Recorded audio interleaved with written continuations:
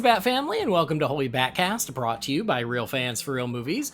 You can visit our website, holybatcast.com, and find us on all the socials, also Holy BatCast. If you're a big fan of the show, you can support us on Patreon. You can go to patreon.com/holybatcast. And a big thank you to our patrons. You guys are generous, and you're cool, and you're better than everyone else. So thank you, patrons. You can also, what else? We're part of the Real Fans Podcast Network. You can check out those shows at rf4rm.com. If you don't only love Batman, but you love Lord of the Rings, we just finished our journey through the Lord of the Rings trilogy on the Real Fans for Real Movies show. So if that's something you're interested in, check that out.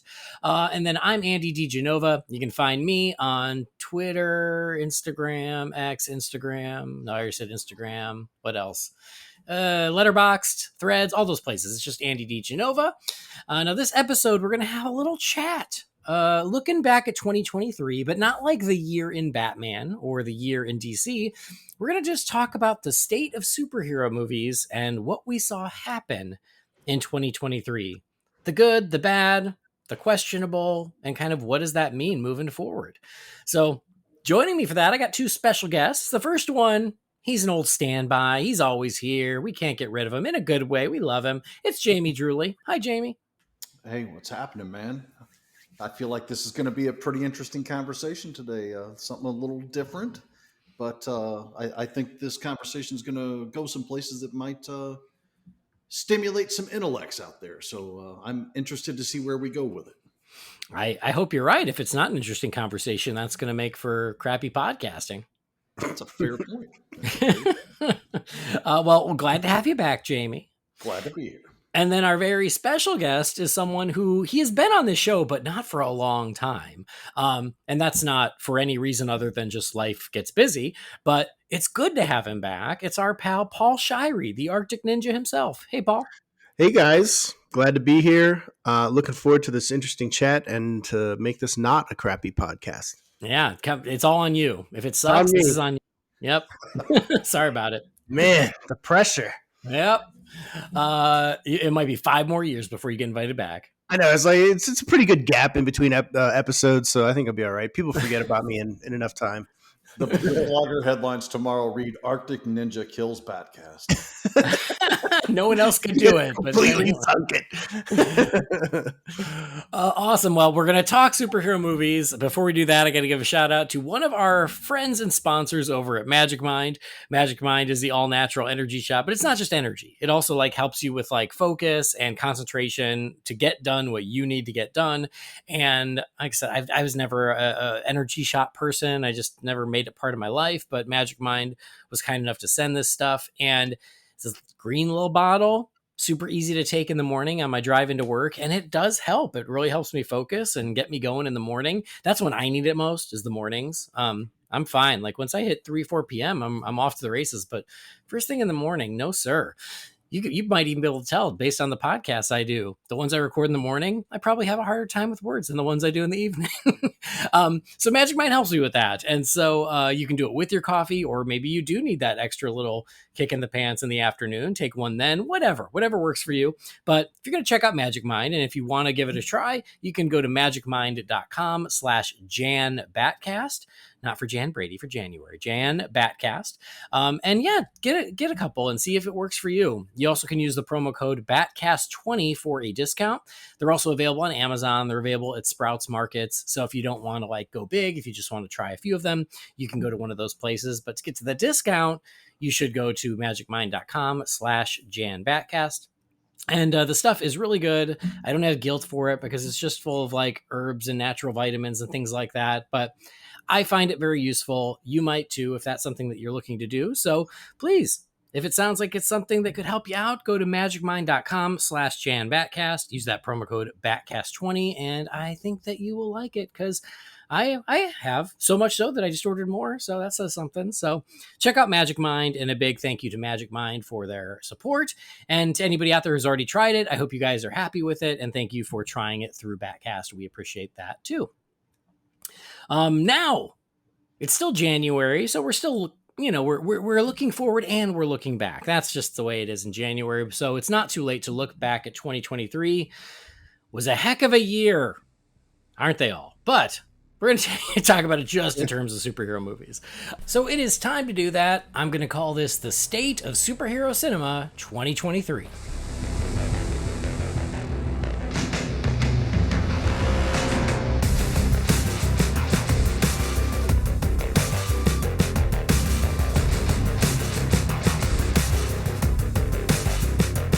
Dun, dun, dun, dun. Insert Terminator music. I mean, that's kind of how it feels, isn't it? It seems appropriate. Scored by Brad Fidel. Superhero apocalypse. It's over, guys. Pack it up. We ruined it. All right. The year the machines took over. It did. I mean, it kind of feels that way, doesn't it? Yeah, right? Well, so speaking of that, so we had 8 major superhero movies come out last year.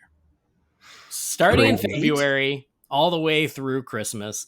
And it was, wow, what a ride. I've got all the info pulled up. I did some homework. That's how committed I was to this. So are you gonna list for me the 8? Because I can't even remember 8. Or yes, I can start that way just to get you back in the headspace and you can remember everything that happened. So that would be super helpful. I'd appreciate that. Okay, let's do that first. Let's go over the 8 and then we can go back and just look at what happened. Okay. All right. So February 17th brought us Ant-Man and the Wasp, Quantumania. Okay. March 17th brought us Shazam! Fury of the Gods. On May 5th, we had Guardians of the Galaxy Volume 3. On June 2nd, Spider-Man Across the Spider-Verse. On June 16th, The Flash. August 18th, Blue Beetle. November 10th, The Marvels. And December 22nd, Aquaman and the Lost Kingdom. So those are really, obviously the major DC Marvel movies. That's not accounting for anything else that was superhero themed, that was smaller and, probably not on my radar, or Disney Plus or Netflix or any of that stuff. Just the big DC Marvel movies that hit theaters in 2023. That's 8 of them. So that averages what? 1 every 6 weeks or so? Yeah. So let me tell you why I wasn't aware of 8, because I think I only saw like 3 of those in the theater. Which might be relevant to the entire discussion here, actually. I saw all but 2 in the theater, and there's only 1 that I haven't seen and don't really want to see, which is the Marvels. Yeah, that's where I'm at. Yeah, I mean, same. What did I see in the theater? 1, 2, 3, 4, 5. I did 5 out of 8 in theaters. Hey, look at that. Hey, I think I win.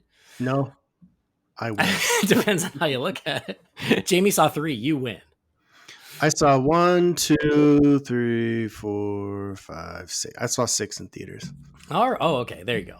I didn't see the Marvels in theaters, and I watched Blue Beetle on HBO Max. Well, there you have it. Kind of watched it. So I looked at my phone a lot. I think that also goes back to the conversation is, if 3 big comic book nerds like us don't show up for everyone, what does that say for the much more casual viewer, who picks and chooses? And this year they certainly picked and chose as they went. And Paul, you do a lot of writing. You've been doing a lot of movie-based writing for a lot of years in a lot of different places, but now you're doing your own blog again, and you wrote something up about superhero cinema or superhero fatigue or whatever. I can't remember the title. What was it? I wrote an article on Way of the Shirey. That's my Substack.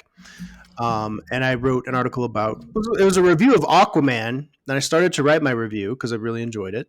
But then, it started to turn. I was like, I need to kind of talk about the state of the industry in the last year and how things have changed, which I think, you have to look back at where things began too. And, a lot of times, we all grew up on Christopher Reeve Superman and stuff like that, showing our age, and then 89 Batman was a huge change for the genre completely. There was a hype and an excitement for this movie that nobody ever expected. Nobody anticipated. Nobody was waiting for it. It just showed up. And it changed. I think 89 Batman is one of the bigger changes. A lot of people like to say the Christopher Reeve Superman, but that wasn't really leading into anything. It was just a Superman story. And when I was a kid watching it, I didn't think, oh man, how can they franchise this and bring in Batman and every other DC character? I wasn't thinking that. And I wasn't thinking that in 89 Batman either. I was just like, this is amazing. But that was where it showed, hey, Superman can work on film. Batman can work on film. Let's keep going. Then you had X-Men, you had Blade, and then you had Iron Man, and then the rest is history, right? But you have to look at like where you began to look at where you are. And I think where we are right now in 2023 is an interesting place because we're oversaturated, we're inundated, and we're getting stuff. We made the joke, I made the joke about like the machines taking over, but a lot of this stuff feels like it's made by committee. It's almost like made by AI. You're just like, what even is this? Where's the hype? Where's the excitement? And these movies are becoming homework. It's not an exciting thing. When I went to go see Ant-Man and the Wasp: Quantumania, I was like, this could be good. I liked the other two, liked them. I didn't love them. And I was like, it'll probably be good, probably. And just watching it, it was just like a slow realization. And I know you guys have had this experience too, where you're watching a movie and you're like, you get to a point where it's not going to get better. The hope that you were holding on to that they could turn things around, it's not coming. Mm-hmm. And it didn't come from Ant-Man and the Wasp. I've always said that about, certain movies, especially the most disappointing ones. It's like you walk in and you sit down and you've got a full balloon. And over the next 2 hours, that balloon just deflates. And that's, that can be what it feels like. Yeah, it was a balloon making a fart sound sailing around the theater for Ant-Man and the Wasp: Quantumania. Because by the time it was over, I was like, all right, so this is just a pile of shit. Like that's where we're at. Like this was not a good movie. It was awful, actually. And I, as somebody that has loved not just comic book movies, but comic books. I've been collecting comic books since the 3rd grade. I have a stack of new comics to read right now. I've never stopped reading comics, and I never will. And as a fan, I'm just like, this was just so relentlessly disappointing. And you have to like what happened that made this so disappointing? And I wrote an article on Way of the Shirey as well after I saw Shazam, which was my Shazam review. And that was to me where the tide started to turn, was after I watched Ant-Man and then I saw Shazam. Was George McFly would have loved Shazam: Fury of the Gods. Because and George McFly from Back to the Future, for those that are don't know, he would have loved Shazam: Fury of the Gods. He was a nerd. He loved sci-fi, all that other stuff, right? He didn't have anything like Shazam: Fury of the Gods. He didn't have HD cinema. He didn't have those kinds of VFX or anything. So if Marty McFly had a DVD player and the means or whatever, a portable DVD player, and he had Shazam: Fury of the Gods, and he went back in time to 1955 and showed George McFly Shazam: Fury of the Gods, his mind would be blown.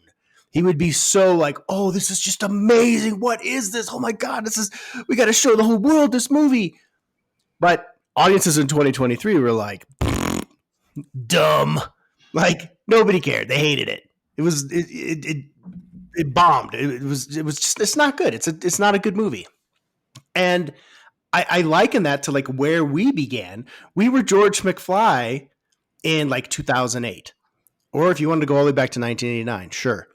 But now George McFly has seen every movie. So you got to keep feeding that machine and you got to reinvent it. You got to give him something new, something better, something different. But how much further can you go? And I feel like these movies, they've kind of hit a wall in terms of what they're delivering to audiences and what their expectations are.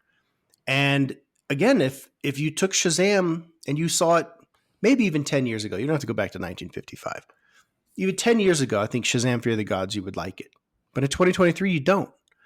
And I think that is a sign of superhero fatigue. That is a sign of these movies hitting that proverbial wall or hitting an actual wall where people are just not showing up.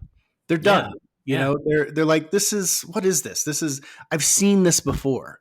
And Shazam: Fury of the Gods very much capitalized on all the same shit from Shazam, but there was no growth. And that's, for me, what I think we're missing is growth in these films. They're not evolving, and they're just kind of recycling the same thing over and over again. Sometimes that can work. But every single time, no. And I think the instances where they've tried to deviate and do something different, it's not working because it's not coming from a place of wanting to make a better film. A lot of times it's coming from, as much as people don't want to talk about it, like this kind of like, oh, it's got to be diverse and it's got to be this, and it's got to check all these boxes. You're not making a product that's genuine. You're making a product that's trying to appease a bunch of different groups. That's not making a good movie. That's just not. And if that's what your basis is for making a movie, you should probably just not make a movie. And I think that's where we're headed. I think that's where, well, not where we're headed. That's where we are. And I think those are the things that have kind of rallied against the superhero genre up to 2023. So I think that's where we are right now. Yeah, well, let's go back to February, because here's the thing about a Quantumania, which I still haven't seen. It's crossed my mind. It's on Disney Plus. I'm like, maybe I should check it out just for completionist. Do you have some laundry to fold? You always get as much laundry as possible and pour it on the floor, and then start Ant-Man and the Wasp: Quantumania. But I mean, I was home taking care of a sick baby all day yesterday, and I could have watched it then, but I didn't. I watched Daylight and Small Soldiers. So Daylight's awesome. I need to revisit Daylight. that. So there you go. I guess that's my point. Is there are new movies from 2023 I probably should catch up on, but I'm like, no, I'm just gonna watch this old one I know I like. Which I think we can all relate to. Why not go for? There's some days this happens all the time. It happens to all of us, right? We're always like, oh, I know I need to see this movie.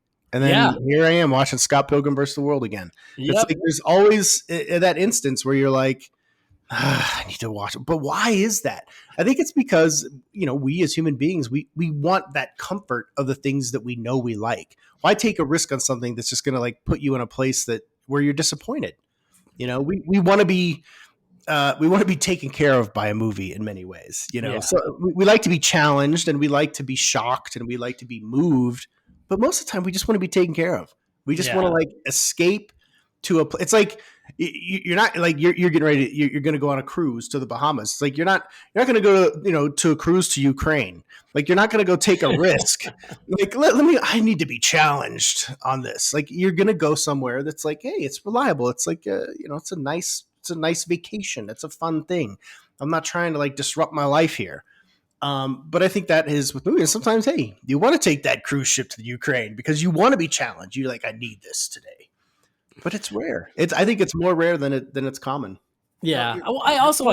Sorry. Go ahead, Jamie. No, I was going to say the point is absolutely valid that people like the comfort. And, with me, I'm always preaching about how entertainment value takes precedence over pretty much anything else. I love a good story and characters and writing, and all that is great, and it adds to the experience. But if I'm not entertained, said and done, was it worth it? And the best example I can give you is, Andy and I bicker every year about this time because I'm trying to cram in all the movies that I missed from the year before to do the year-end episodes for Real Fans. And I had a list of what did I say, Andy? Like 16 movies I had to watch on January 1st that I needed before we had to do the thing. And hand to God, only one of these movies have I watched so far that has made any adjustment to the top or bottom of my list. 1 out of 16. Yeah. And the one that I knew was going to change my list, I'm spoilers, I'm huge Christopher Nolan fan. He's probably my favorite living filmmaker. I didn't see Oppenheimer in the theater. I bought it the day it came out. I still hadn't watched it up until 3 days ago. And I watched half of that movie, and I was starting to get tired. And I'm like, the movie needs the respect of me paying close attention. So I turned it off. I went upstairs, and I wound up watching You Don't Mess with the Zohan. Wow. Now, that is a terrible movie. But it entertains me. It makes me giggle. I get what I want out of that movie, even though I know it's not a good movie. I realize that. And I'm not. Oppenheimer is a barrel of laughs too. Well, Oppenheimer is a quality, well put together film, but Adam Sandler gave a performance in Oppenheimer that even was better than he gave in Zohan. So okay, well, everyone else was in Oppenheimer. I think Adam Sandler must have been in there too. He had to. He's at least a background player. He was literally everyone. Yes. I think he played the Mushroom Cloud. He was really convincing. but his scene was cut. But But the point being is, Oppenheimer should be a movie that moves the needle for me, just because of the craft and me liking Nolan and everything else. But I got to be honest with you, I'm not sure I care if I ever watch the second half of this movie, and that's. You should. I saw Oppenheimer. So I did Barbenheimer, meaning I saw Barbie and Oppenheimer like back to back on the same day, with my son and with my son's best friend. So 2 teenagers. And I don't think any of us, we saw Oppenheimer first, and we all walked out just like, whatever. Like, I don't ever need to see that again. And I love Nolan's work. I think he's a fantastic filmmaker, an innovative filmmaker. But I don't know. The movie that we got was not the movie we were sold. I found it very anticlimactic, which is ironic as hell. And by the time it was over, I was like, so this is basically like a 3-hour courtroom drama. This is really not about the bomb itself, or any of that. Like, I really thought we were getting something else. The best thing for me out of Oppenheimer was the score by Ludwig Göransson. I thought is amazing, but the movie itself just didn't really do much for me. Yeah, and I own it. I don't think I'll ever watch it again though. So. It's certainly not going to be high on my revisits if I do get around to finishing it. I mean, it's one of those movies where, and it's like winning all these awards, and I'm like, well, on a technical level, maybe, but I don't know. Like, awards are bullshit, anyways. Yeah, I mean, that's a terrible way to judge a film's good or bad. Yeah, exactly. We tend to celebrate the ones we like, and we tend to scoff at the ones we don't. But I mean, any which way you look at it, that's a terrible way to judge what was or wasn't a good movie, is by how many awards it collected when it was said and done. Well, and really, and I know this is a little off topic, and I won't go long, but it's the awards stuff is really it's a Hollywood political machine.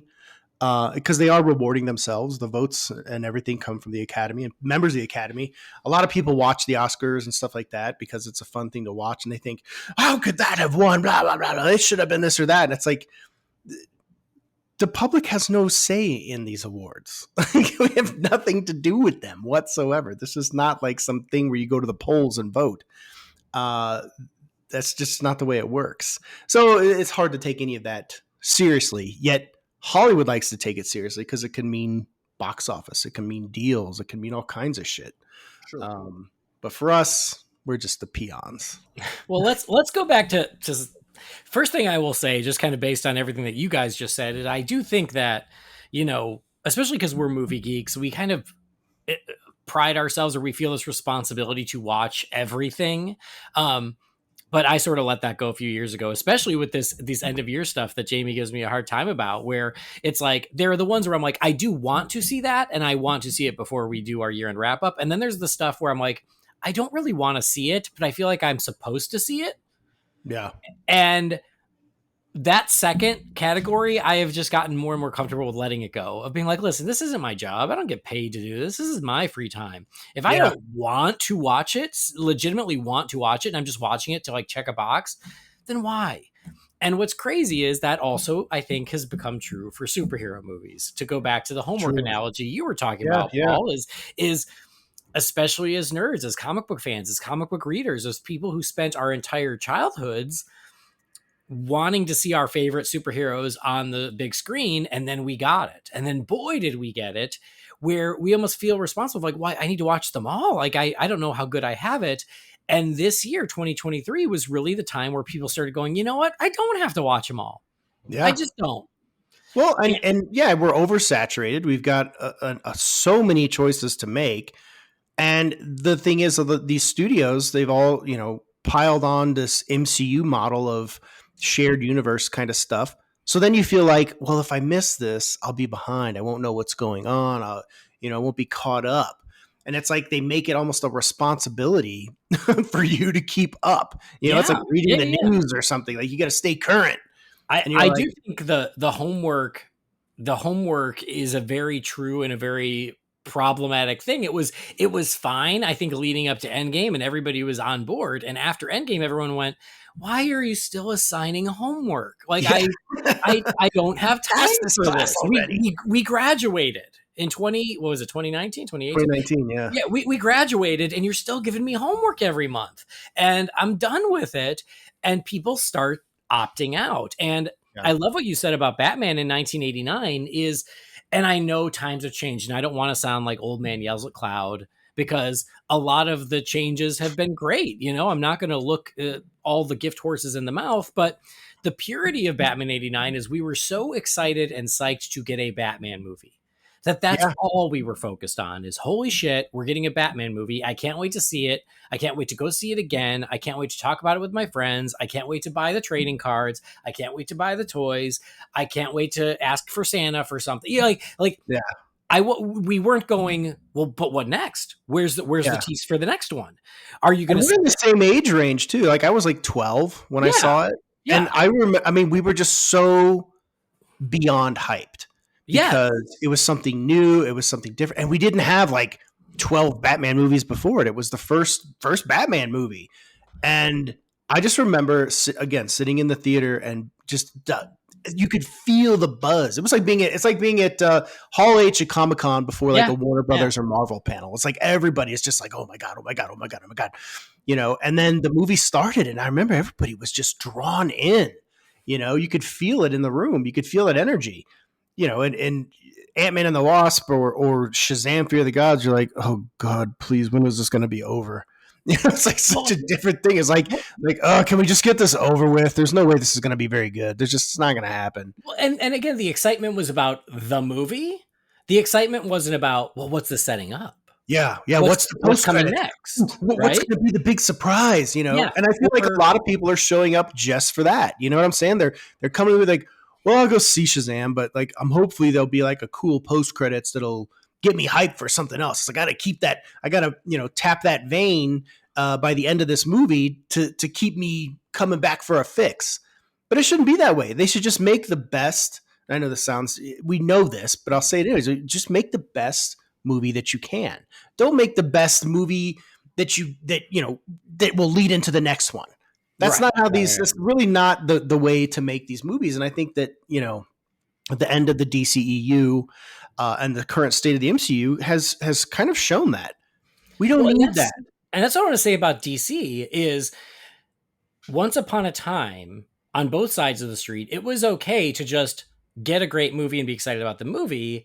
But what we saw this year, especially with DC, is everyone knew that they were going to do a reboot with James Gunn. Everyone already knew that. And that isn't some sort of niche information that only the nerds care about. No, everybody knows this. Yeah. And that includes the general audience. And I've seen too much of like, well, the general audience doesn't pay attention to that. No, they do. Anyone who has a passing interest in the entertainment industry has seen 50 headlines in the past year about the DC reboot. You know, that's a great point that you make right there too, is that what's a general audience anymore? This isn't like you're taking your grandparents to the movies with you. Like the people that go to these movies, they have at a minimum, a very passing knowledge on what's going on. And if you talk to them, like, you know, as nerds like us talk to them, of course, we're way more informed, but they still know more than you expect. This is a different era. They have, you literally have a computer in your pocket all day long. You have news feeds on social media. Like, even if you just accidentally fall onto this information, you're going to fall through it. And there is no real general audience anymore. They show up to these movies. The people that show up are fans. And it's just on a scale. We'll say 1 to 10 of, you know, 1 being the most casual and 10 being the most rabid geek. Those are the kinds of people that are showing up for these movies. It's not just some, oh, what is this poster here? The Shazam guy with the lightning bolt on his chest. Maybe we'll check that one out. That's not happening. That doesn't exist anymore. You're right. No. The only people who do think like that are probably our parents. And that is such a tiny subset of the movie-going public these days. My parents are in their 70s. So yeah, of course, yeah, fine. But the average movie-going audience between 18 and 45 is not that. Yeah, I've seen this excuse of like, well, that general audience doesn't care about 90% of the general audience at least knows the broad strokes of what's going on.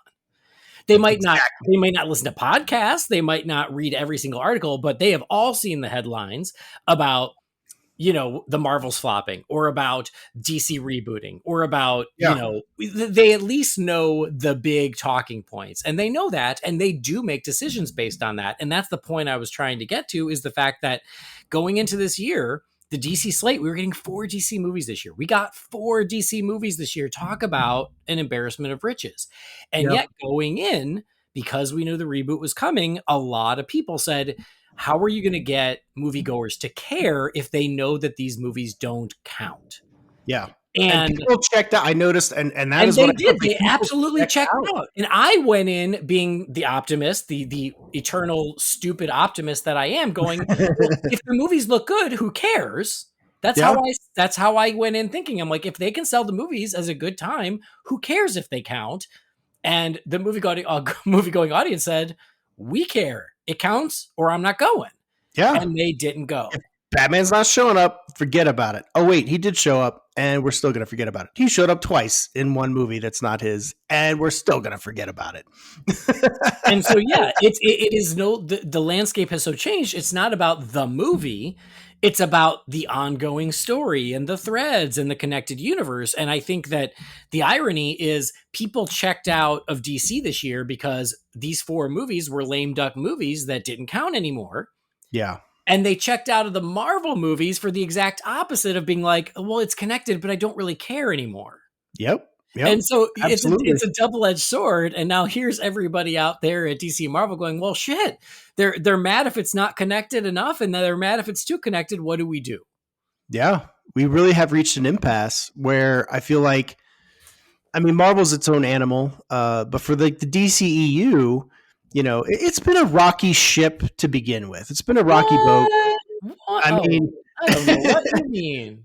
For me, I love the way it's, starting with Man of Steel. I love Man of Steel. It's my favorite Superman movie. I know everybody has their own opinion.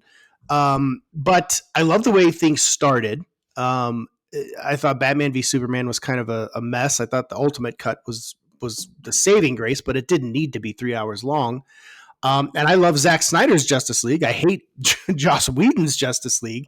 But even so, those were still, it was a rocky start. It was not like this, churning out the gate like, holy shit, I think they went way too far, way too fast. I think I've always said, like, they should have done a Man of Steel, then they should have done the Batman movie, then maybe do Batman v Superman. But they didn't take enough time to build these characters before they threw them all into a movie. And I think that's where DC got tripped up. And it doesn't help that you have a regime change, every few years where nobody's on the same sheet of music. They had a regime change every 9 months. Yeah, it's like yeah, that doesn't create an air of consistency, and they didn't really have faith in their filmmakers. It started with Zack, started with the original, and it was just a continuation of that. Yeah, they just didn't. They didn't really care to invest in that. And I think MCU has done that. Now they don't give a shit. They'll hire people because they just want to place them up as like a diversity hire, or they'll hire people that will just do what they say.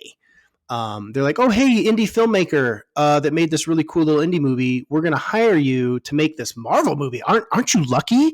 And don't worry about the action. We'll take care of that. You don't have to film any of the action stuff. We'll do it for you. And it's like, okay, so you're not going to hire anybody that's visionary, anybody that like has a take, anybody that can add something to this, And I think that's why for the MCU, it's like James Gunn's Guardians of the Galaxy Volume 3 was, the one bright spot for Marvel this year. But even that, I'm not like, oh man, I'm going to go watch Guardians 3 again. I think even with that, I was like, the hype is kind of like, fizzled. It was good. I enjoyed it. I think it's the best of the MCU movies that came out in 2023. But even that, it's like, all right, well, we've done this 3 times now. We're good. Yeah. But I mean, you're right. It was one of the few bright spots, not just as far as reception goes, but as far as box office goes. And I think that, to your point about the Oscars, it's like, at the end of the day, they're in this to make money. And this year, superhero movies, which were reliable cash cows, whether you like them or not, or whether the audiences liked them or not, they knew they could count on them. And DC has certainly had an up and down issue for 10 years now with that. But at least Marvel knew, you know what? Some of the hardcore fans are going to bitch. Some of the DC fans are going to bitch, but it doesn't matter because we're Marvel. We cash in the checks. And this is the first year that they are going to have to pause and go, actually, wait, crap. Yeah. It's not a given anymore. And and then it's the gif of James Franco of DC with his head in the news going, oh, first time. And Marvel's like, yeah, first time. We don't know what we're doing with this. And DC's like, welcome to the party, pal. Well, I mean, and to go into that rabbit hole a little bit, the MCU post Endgame is a disaster. Like, I mean, let's just call it what it is, because it is. It's a complete disaster. It's almost like they're taking the Lucasfilm model for the new Star Wars films, where they like, we're going to get a different filmmaker and they're just going to make whatever the hell they want, so that none of it makes sense from movie to movie. And I think like that's kind of what they've done, And I think that by making the Disney Plus shows part of the films, I think what they've done is they've muddled it so much, and they've given us so much that you have to keep up with. And you have to mention the Disney Plus shows because they're all connected. It's more homework. Yeah, and you're just like, oh, and it's been a slog, dude. Like every Disney Plus show, even though I think the one I liked the most was WandaVision, which was the first one out the gate. Mm-hmm. And since then, it's just been a steady stream downhill for the Disney Plus shows. And I think this past year, like with She-Hulk, which I didn't hate She-Hulk, but I was like, it was kind of like watching a train wreck. I was just like, oh my God. I really liked She-Hulk and I really liked Miss Marvel, but I think it's because to me, they felt different than everything else Marvel was doing. But I seem to be the only one that liked those two. You are, but my stepdaughters liked Miss Marvel, but they didn't even go see the Marvels. Like by the time the movie was out, and I was like, "Oh, look, it's got all of them." They're like, "No, I don't give a shit. They don't really care." Well, it just wasn't enough to like keep them invested, and that's your core audience: a 10 and 12-year-old girl. Those are the people that should have been like clamoring to go see the Marvels, and they could give a shit. They want to go see Mean Girls, which we're going to go see today, and it's like, how does that happen? That's a question that, the Kevin Feige and everybody should be asking. It's like, how does it happen that our demographic doesn't even want to see this movie? Why did they give up? Well, here's my take on the Marvels. And then I do want to talk about, I want to do kind of a report card for the past year, but for the Marvels, I feel like the pitch there was, hey, remember that Captain Marvel movie you didn't really like? Well, but it made $1 billion, but you didn't really like it. She's back, and she's bringing with her the character from that show you watched, but you forgot she was in that show, and the other character from the show you didn't watch, and they're all together. Come check it out. That is maybe the most accurate thing we're going to talk about today, right there. Just I mean that's a pretty, and you did talk about Captain Marvel making $1 billion. Falling right after Avengers Infinity War. Right between Infinity War and Endgame. And Endgame. You talk about a movie that's riding the coattails of the franchise right there. Like, I don't think any of that had to do with Brie Larson or the character or anything. It was more like, holy shit, we are at the peak of the MCU right now. Yeah. Of course people are going to show up, Well, and to go to a comic book analogy, to me now, in 2024, 2023, I feel like watching the MCU is like reading the Avengers in 1991 when it was all of these C-list heroes that you didn't give a shit about, like Cersei and War Machine, and and it was like, and none of the A-listers were part of the Avengers anymore, but you read it because it said Avengers on the title. Yeah. And that's what the MCU feels like now, because they really thought that Captain Marvel was going to connect with people the way Iron Man did, and she would be a strong enough character to help carry things forward. And that didn't really happen. And so now, whereas you had an amazing core of Iron Man, Captain America, Thor carrying the MCU through Endgame, now Thor's still around, but his last movie was not well received. Iron Man and Cap are gone, and there's no one there with the charisma or the clout that people attach to them to keep carrying. Well, and I've said so. Sorry, go ahead, Jamie. Go ahead. I was just going to say, I think that there is a problem with how they approach that, in that when they made Iron Man, they didn't really know how people were going to react to that. And it was received amazingly well. Deservedly so. I still think it's one of the best superheroes ever made. Agreed. I think it's fantastic. Agreed. And they built off of that. But as I recall, and maybe some of this is, Geek Circle discussions instead of official, out of Kevin Feige's mouth. I feel like the whole thing with Captain Marvel was them telling you, hey guys, we know how you felt about all the other stuff. Here's your new Iron Man. This is who you're going to like from now on. She's going to be the heart and soul of everything. Instead of doing it in an organic way where let's see how people react to her and the movie and the character and everything else, they tried to tell you how to feel about it before they ever ran the movie in front of your eyes. And I think that was a mistake. I think you need to let people decide for themselves who they want to love and who they want to be the person that is at the forefront of all of this. And I feel like that was a misstep on their part in that they didn't take that same approach of let's see how people react to it. They tried to tell you, here's how it's going to be. Well, I think they misread the tea leaves because they said, oh, look at this. It made $1 billion. She's the new one. It's like, why did it make $1 billion? Right. Let's look at this. You've sandwiched it between two of the biggest MCU movies of all time. Of course it's going to make money. People are going to want to get that fix. Everybody's waiting with bated breath to see what happens in Endgame. Of course they're going to go see Captain Marvel.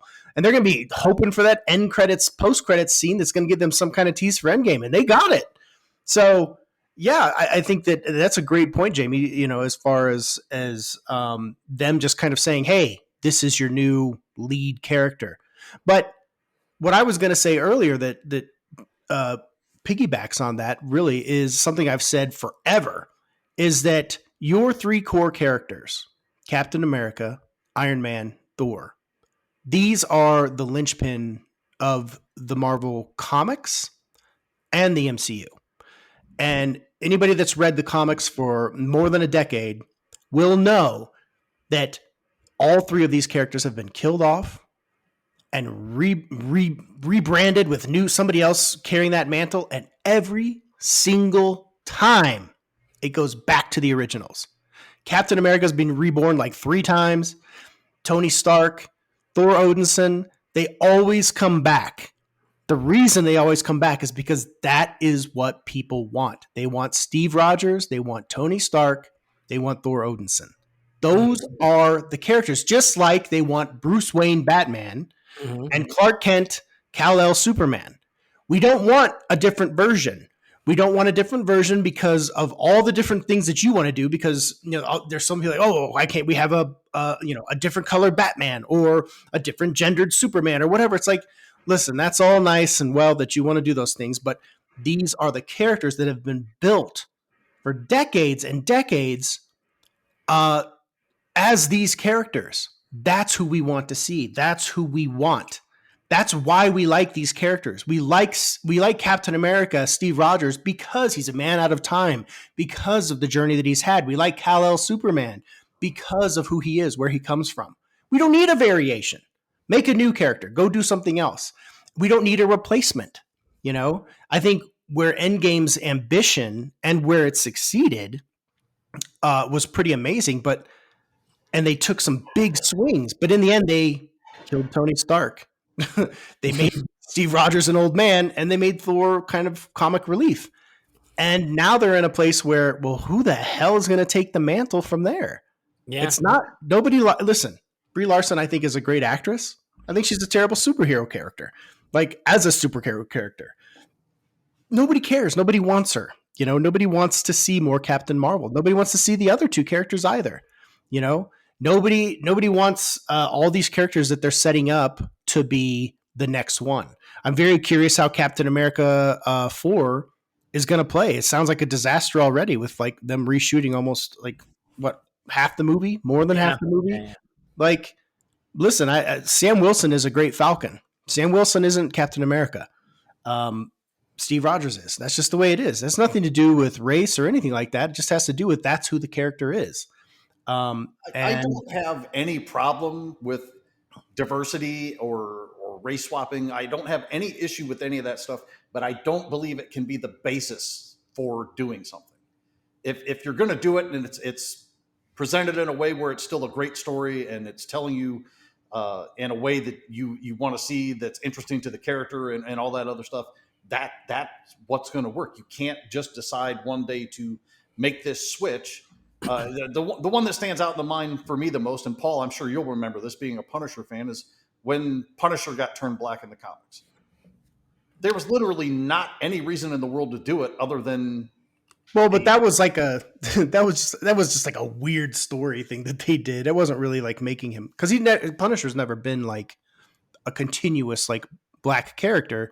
They just like his face got all cut up by Jigsaw, and then he got went and got surgery. They turned that was like the biggest. That was like one of the weirdest cliffhangers to that story, where like he sees his face and he's a black man. They would never make that story today. It's hilarious you brought that up, because I totally forgot about that. But yeah, I remember those issues. I had those issues. The Jigsaw puzzle, I think it was that storyline. And yeah, and then he teamed up with Luke Cage. So they're just like, we're going to turn the Punisher black. Frank Castle's going to become black, and then he's going to team up with Luke Cage. It's like somebody in the Marvel bullpen was like, this is going to be great. Well, that's kind of my disaster. Point. If they want to make a Punisher story, and, if they're, Marvel, just like everybody else, has had countless reboots in the comics as well as, other places, if you want to make Frank Castle black, I have absolutely no problem with that. But don't make that the focal point of why you're doing it. I mean, personally though, I do. Frank Castle's not black. He's a white Italian guy. It's just dumb. Like, make a new character. Give him a different name, and call him the Punisher, and he could be black. He could be Indian. He could be whatever. Like, and that works too. But I mean, the first and foremost thing is, and again, I don't have any issue with any of this stuff. I don't want that to be why you're doing it. I want it to be a good story and focus on what makes that the character of the Punisher, or the character of Steve Rogers, or the character of Tony Stark, or Bruce Wayne. Any of that stuff. I don't care if you want to make that adjustment, but don't do it just because you want to make that adjustment. But that is why they're making the adjustment. that's the only reason that they're doing it. That's what, and that's why it's been a problem. That's why you're seeing a lot of this stuff fall apart.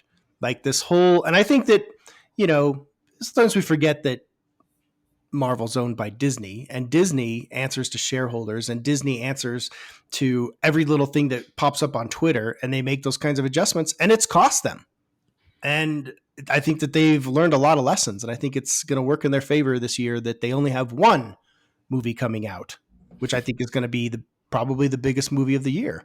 Yeah. And probably going to be the reset that they need if they're setting it up to basically usher in the X-Men. If they're not... What movie are we talking about here? I'm not clear on that. The one you're probably not going to see. Deadpool 3. Oh, yeah. You're dead right about that.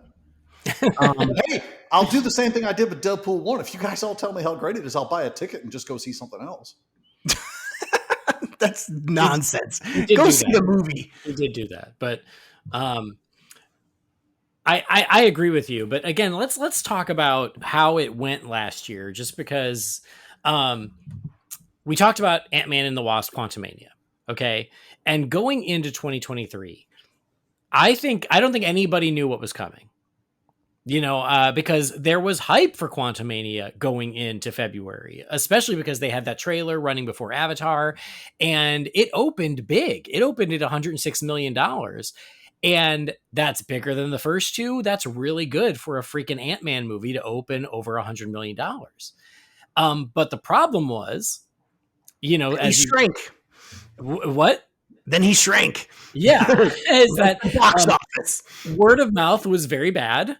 And it completely plummeted, and it ended up making less than the first Ant-Man in, what was that, 2015? I think so. I don't remember. I think so. So anyway, so Quantumania opened at $106 million. Domestically ended up topping out at 214, so it barely doubled its opening weekend, which is always a bad sign. Internationally, it did 261, and so worldwide, it did 476, which, when you look at the rest of the year, turns out to be less of a disaster than it felt like at the time. But with that opening, everyone expected huge things from Quantumania, and then it completely just plummeted. It had a B cinema score. And then you compare that to the first two films. The first film made 519 worldwide. The second film did 622 worldwide. First film had an A cinema score. Second film had an A minus. And so this one had a B. The irony is, as I was pulling all this together, almost every superhero movie except for the two that were successful had a B cinema score. Which also says a lot. Is like I'm not sure that that's accurate. I wouldn't put them all on the same level, but I think that it says a lot about people's reactions coming out of a superhero movie in 2023 with a B being like, it was all right. Like, and nobody could muster much more than that except for the two that made money, which we'll talk about in a second. So to have Quantumania open at twice what the first movie did and then top out at less than the first movie did worldwide, not domestically, said a lot about like the amount of hype going into that weekend and then where it ended up and what the word of mouth was like. And it just completely crumbled. Yeah. Yeah. And again, I think, what's left after Endgame? MCU has been a disaster after Endgame. There's been no direction. Like, you tell me right now, who's in the Avengers right now? Nobody knows. That's kind of my point, right? It's like, how are we, 4 years past Endgame and nobody knows who the Avengers are? Like, who's on the team? Yeah. Like, no, who is it? Nobody knows. That's kind of the thing. Like, there is no cohesion here. There is no, for, a studio that's built their franchise off of leading from one to the other and having kind of this, base knowledge of what everybody's up to. Nobody knows what's going on. Where's Shang-Chi?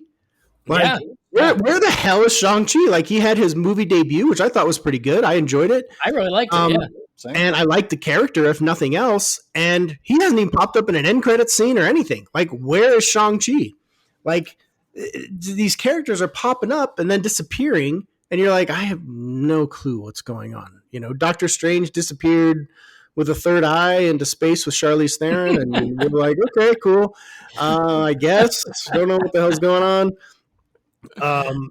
Now, like, they cast Pedro Pascal as Reed Richards after they just showed John Krasinski as Reed Richards. Like, that's not going to be confusing, just like all this weird stuff that they're doing that is like, is nobody talking to anybody or what's going on here? Like, does everybody just doing their own thing?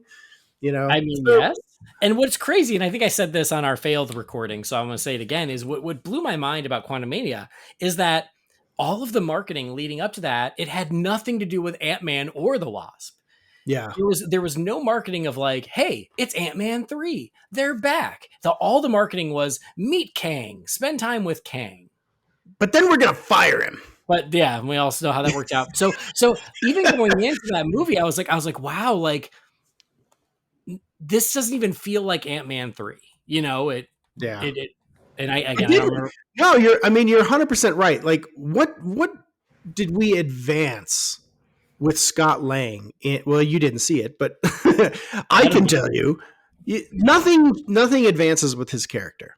His daughter becomes whatever, another ant girl or whatever, and she, like Catherine Newton, and she is just like a terrible character. Like, the whole premise of her is awful. And her motives, her everything is just disaster.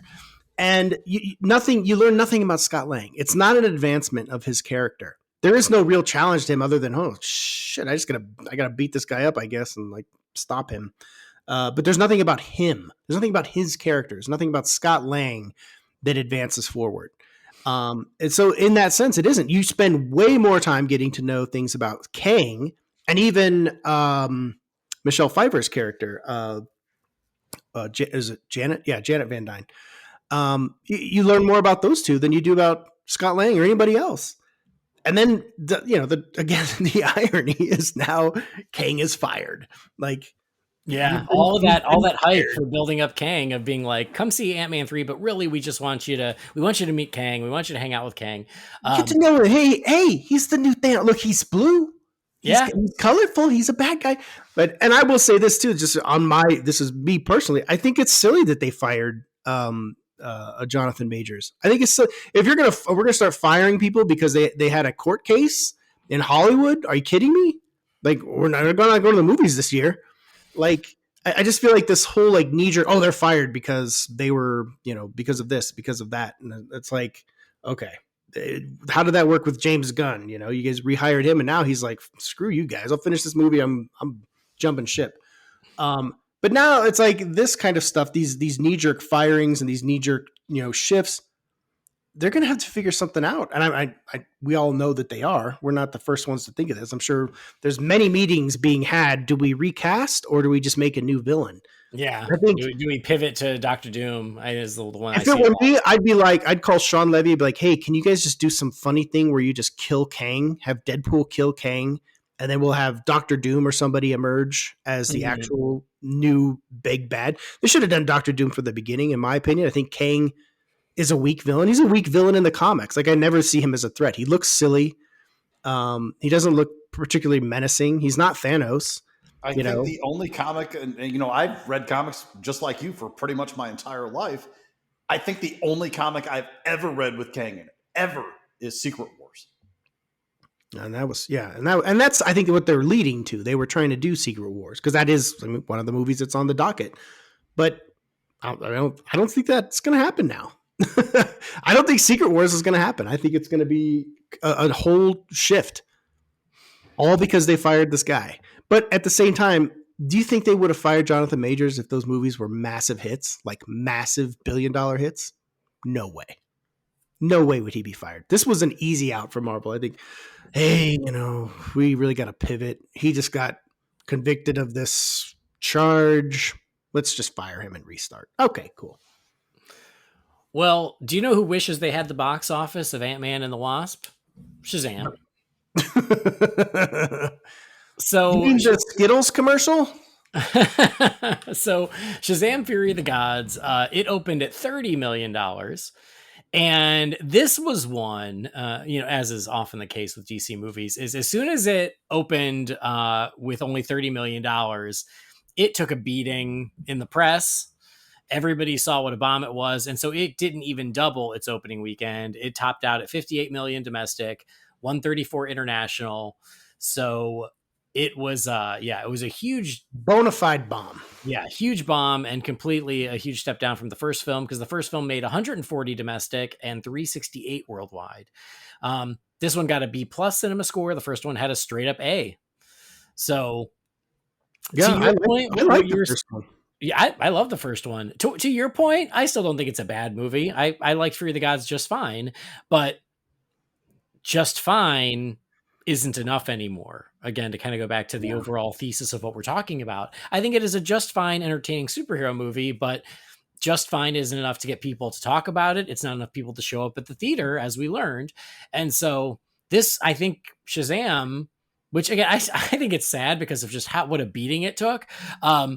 But it really was, I think, the shot across the bow of like, it's about to be a rough year for DC. Yeah. Because the first film is very well liked. It was well received. It got great reviews.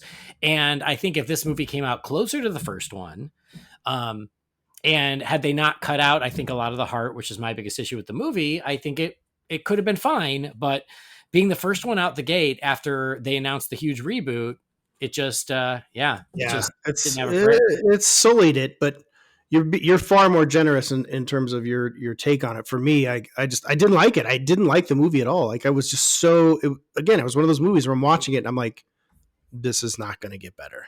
Like, there's no saving this movie. And I was just so underwhelmed in every possible way. I don't feel like the growth wasn't there. I felt like, I really like Zachary Levi. I think he's a really good guy. He's a good actor. But I feel like they did him dirty, and they're like, hey, you're now an 18-year-old kid, and he's acting like a 12-year-old still. He's acting like a child all throughout the movie. And I was just like, it's kind of insulting, really. They're not showing any kind of growth here. They're like, oh, he wants to date. He wants to date Wonder Woman. Okay. But the way he behaves is like a child.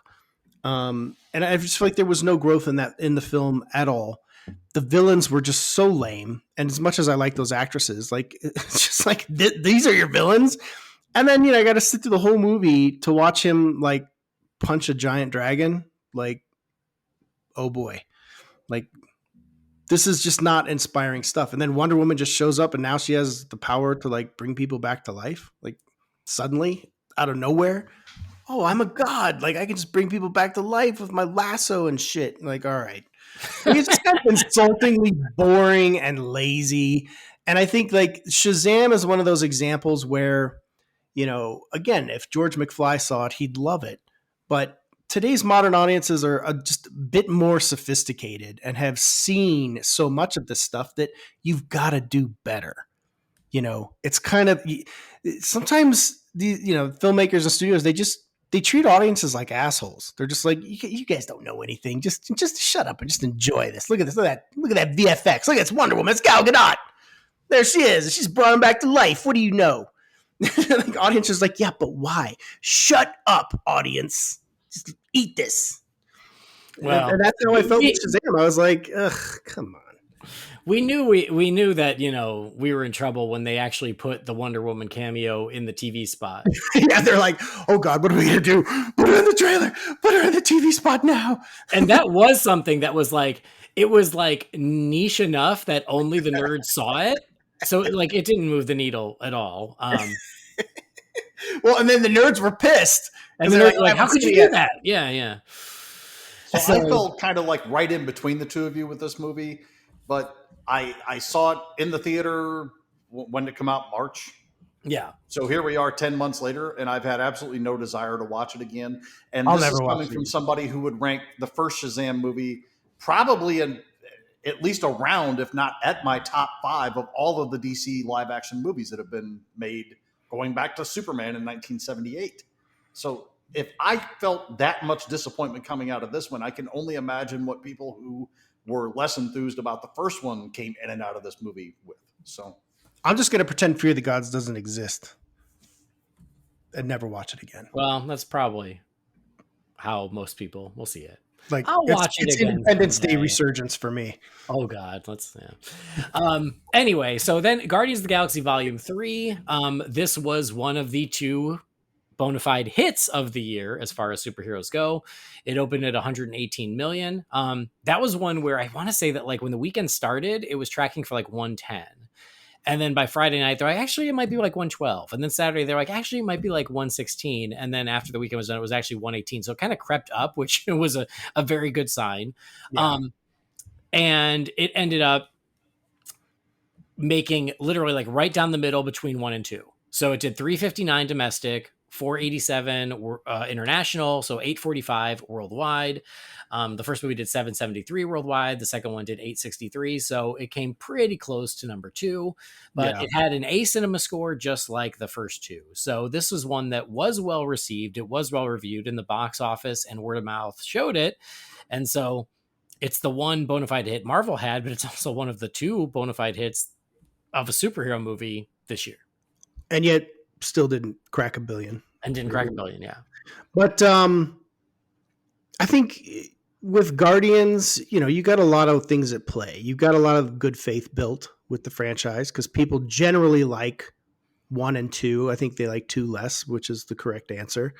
But you have a great cast. You have Chris Pratt. You got Dave Bautista, Zoe Saldana. Like you just, the voices of Bradley Cooper and Vin Diesel. It's like you have something built there that audience are like, okay, I can come back to this. We talked about, wanting to be taken care of by a movie, the comfort of a good movie. It's like, okay, this will probably be good. I have the same director, the same writer, the same cast, the same characters.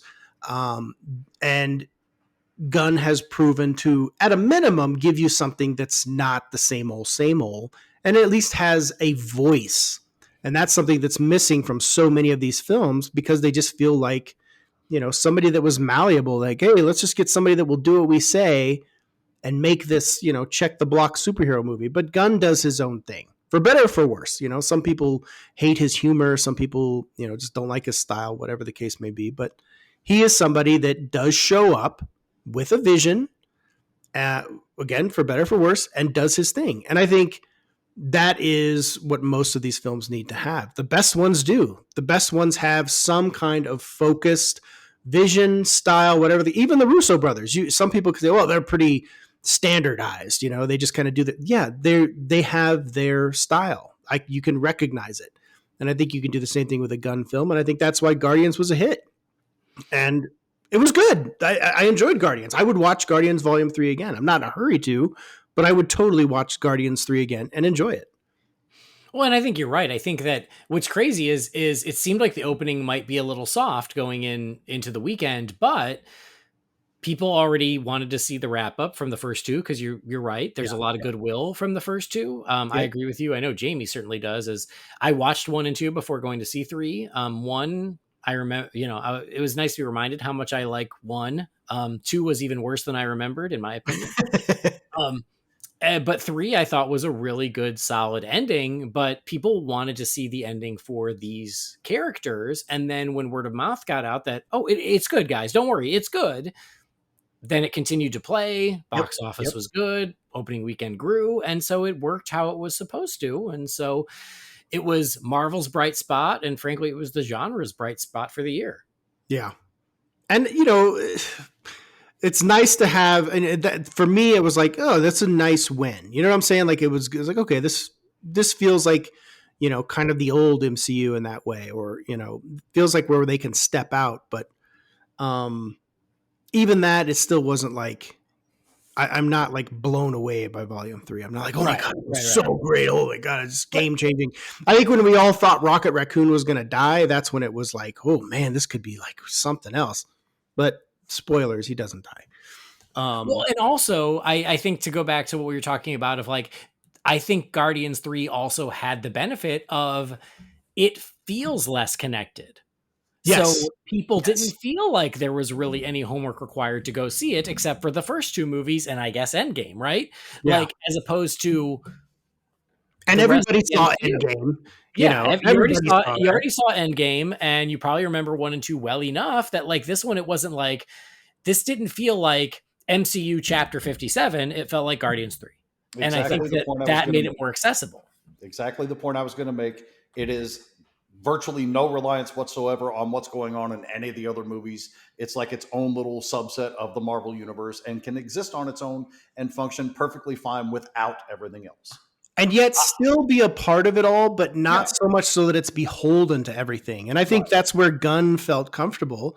And I think that's where he had a pretty good understanding, which hopefully he'll bring to the DCU, a pretty good understanding of, hey, let these characters do their thing. You can put subtle things in there, but it doesn't have to beat you over the head. You don't have to have this, it's like, I think like Thor the Dark World, like, hey, let's get Chris Evans show up as Captain America. It'll just be Loki turning into Captain America, but we'll have Chris Evans as Captain America in the movie. It'll be so great. Like, he doesn't try and do all this fucking crazy, silly shit. He's just like, no, I'm just going to make my movie. This is my movie. This is Guardians. Like, I built this from the ground up. I'll include it. It's in the Marvel universe. But it's in space and it's far away from all the drama you guys have going on Earth. And I think that's where the win happens for something like Guardians. Mm-hmm. And again, as Jamie said, like, these are characters that aren't beholden to all of that. And I think that they just stand on their own 2 feet and people know them. Like it's easy. It's not homework. They've already done the homework. And as you said, Andy, it's like there's 2 movies. Really, you could watch Endgame 2, but you could just watch 1 and 2, or just have a passing knowledge of it. And you're good. But I think that, again, star power means something here too. And I think, Chris Pratt, he is a big star. Like, he has a following, even just on social media, is huge. Millions and millions of followers. That does mean something for people to turn out to a movie. And I think that helps tremendously. People love Dave Bautista. People love Groot. There's something about character here that drives people to the box office that isn't in something like the Marvels or Ant-Man and the Wasp: Quantumania. Mm-hmm. They're just not as relatable. They're not as interesting. They're not as cool. Plain and simple. So I'll throw my 2 cents in on Guardians 3. I thought it was a marked improvement over 2. Yes. But for a little bit of a peek behind that curtain, I think 2 is by far and away the worst movie in the entire MCU that I've seen to date. I don't think I've seen an MCU movie since Wakanda Forever. So I haven't seen anything for like 2 years. But I did see Love and Thunder, and I actually seem to like that more than most people did, but it still wasn't fantastic. Anyway, I thought this was fine. It's one of those, I've seen it. Fine. I could have gone without seeing it and been fine. I don't need to see it again. I just kind of watched it because I didn't have anything better to do that day. I enjoyed it way more than I enjoyed 2, but I still think it's a several steps down from the first. I think, I mean, if we're ranking them, I would go 1, 3, 2 without question. Mm-hmm. But yeah, it's hard to top one. I think one is just great. It's a It's great introduction. You know, it's the first time they stepped out of the, kind of grounded Earth realm and went into like, way out there in space and kind of like into the more, otherworldliness of the Marvel universe. And it just worked, Mm-hmm. I remember people were like, I had talked to people like, oh man, they're bringing like a talking raccoon in the Marvel universe. This is going to be dumb. And I was like, nope, it's going to be huge. I'm telling you. I honestly expected it to be Marvel's first flop. I'm like, who wants to see this? Who asked for this? Why does anybody want to see this? And then I saw the movie. I'm like, mea culpa, man. You guys got it right. It was a good movie. Yeah. Well, what came next was the other big hit of the year, and that was Spider-Man Across the Spider-Verse. So what's crazy to me is it opened bigger than Guardians, 120 million.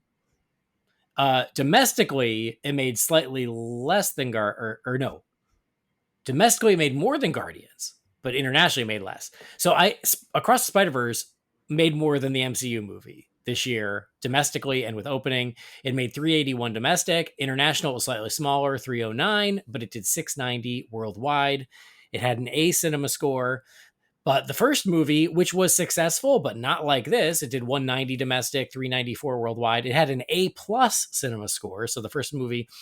So Across the Spider-Verse was like a true breakout sequel where the first film was well received. It had great word of mouth. The people who didn't see it in theaters watched it at home. And so the excitement for the sequel was huge. And so Spider-Verse, even though I thought it was going to be successful, it was even bigger than I think I expected. And it was huge. So it did great. And so Sony gets a big win for this year. Yeah. By far the best superhero movie of the year. I agree. That's my take. I loved Across the Spider-Verse. I loved Into the Spider-Verse. And I'm very much looking forward to Beyond the Spider-Verse. I think the animation is just superb. It's amazing. It's different. It's something that, we've never seen before, been exposed to before. And I feel like Across the Spider-Verse took those concepts that they set forth and they expanded on them. And everything from the music, which plays a big key role in these films. This one, a lot of the songs by Metro, and then the great score by Daniel Pemberton, and then just these characters. They're relatable. They're fun. They're cool. They're interesting. They're complex. This is what people go to the movies for, is to find those things that they can relate to. And my son, who is 14, like, he loves the Spider-Verse films. Like, he is probably the biggest Miles Morales fan I know. He loves the character. He loves, because he relates to him. It's his age range. It's like he's going through the same thing that he's going through as a teenager. And I think that wait, your son was bitten by a radioactive spider? He is a spider. He is a Spider-Man, and this is the podcast where we're going to out him. Okay. So it's going to change his whole life. Sorry, Dash. But like, I think this is a movie that captures the younger audience in a way that older audiences can enjoy, but they're not going to relate to it the way that the younger audience would. Like, if we were of that age, like, we would probably just be singing, even more praises for Across the Spider-Verse. But it really is a movie that captures that youthful audience and brings in people that, otherwise are just, again, we're treating movies like homework. But I think for something like this, it's amazing. It's great cinema. It's great to watch this on the big screen. It just looks like it's mesmerizing. It's like, makes love to your eyeballs. I will say this though, Guardians and Spider-Verse, like, they are the proof that superhero fatigue doesn't have to exist. These are two movies that people wanted to see. And so they showed up, they came to the theater, they paid their money, they liked it, and they told people. So it's not like people have checked out of superheroes entirely, because if you give them a strong enough hook or reason to show up to the theater, they will show up. And these two movies proved that. Yes. Yeah. And we've talked about hype. I think Into the Spider-Verse, because it was a hit, was another movie similar to Guardians in that way, that it has built good faith. Right. And I think that is something that makes a huge, huge difference in how a movie's going to play. Obviously, you have to deliver, which I believe that they did. But there it is. It's like you've built up enough faith for people to be excited, and then you deliver the product. I think for something like Ant-Man and the Wasp: Quantumania, it's like they built hype, but they built hype around a character that had nothing to do with Ant-Man. Mm-hmm. It really wasn't even. They should have just called the movie Kang, and just had Ant-Man show up. That probably, I'm not even joking. I think that would have played better. But for Spider-Man 2, listen, you also have Spider-Man. And people, it's Spider-Man, and it is Spider-Man. This isn't like Madam Web or some other silly spinoff that nobody cares about.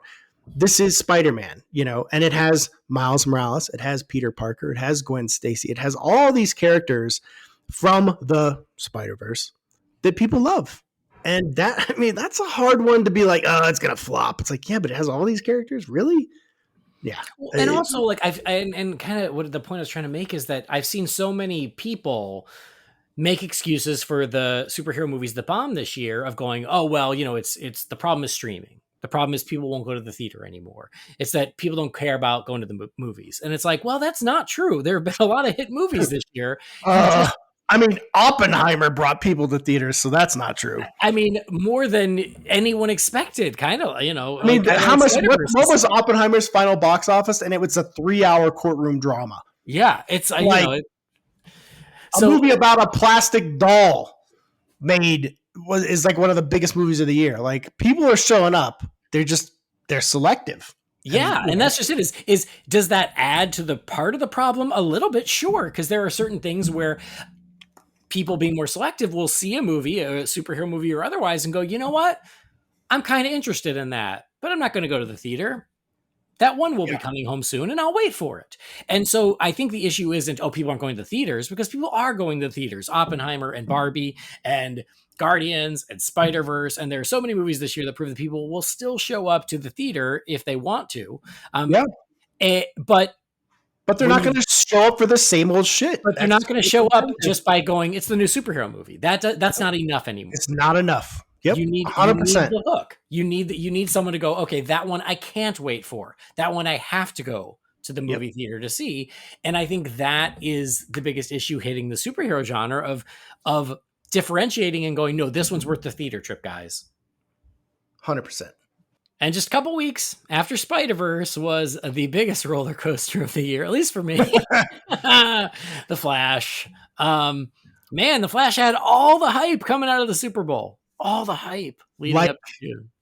What was that? Ridiculous amount of hype. You had filmmaker James Gunn coming out saying it's one of the best superhero movies he's ever seen, and people that had seen it. Yeah, people that had seen it. I know, Chris Bumbray, who I did Beer in the Bald with. He had seen it at CinemaCon where they played it, and people were walking out like, "Oh, it's great! It's awesome!" But then everybody else went to go see it, and the reception was not the same, to say the least. Now, for me, I will say I enjoyed The Flash. I thought it was funny. I thought it was cool. I thought, yes, there's some very shoddy VFX in there. And yes, the story isn't great, but I still had a lot of fun with The Flash. I enjoyed it. And I think that, Ezra Miller's legal troubles didn't help. Mm-hmm. And I think a lot of people kind of like took a hard stance on that. They're like, oh, he's like some kind of weird this or that or blah, blah, blah.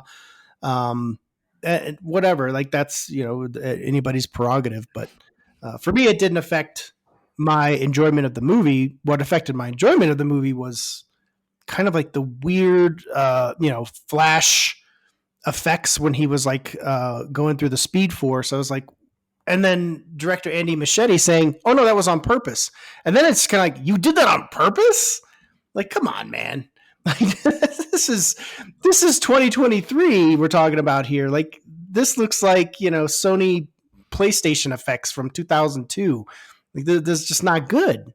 But other than that, like I enjoyed the movie, but I thought like the Batman cameo was awful.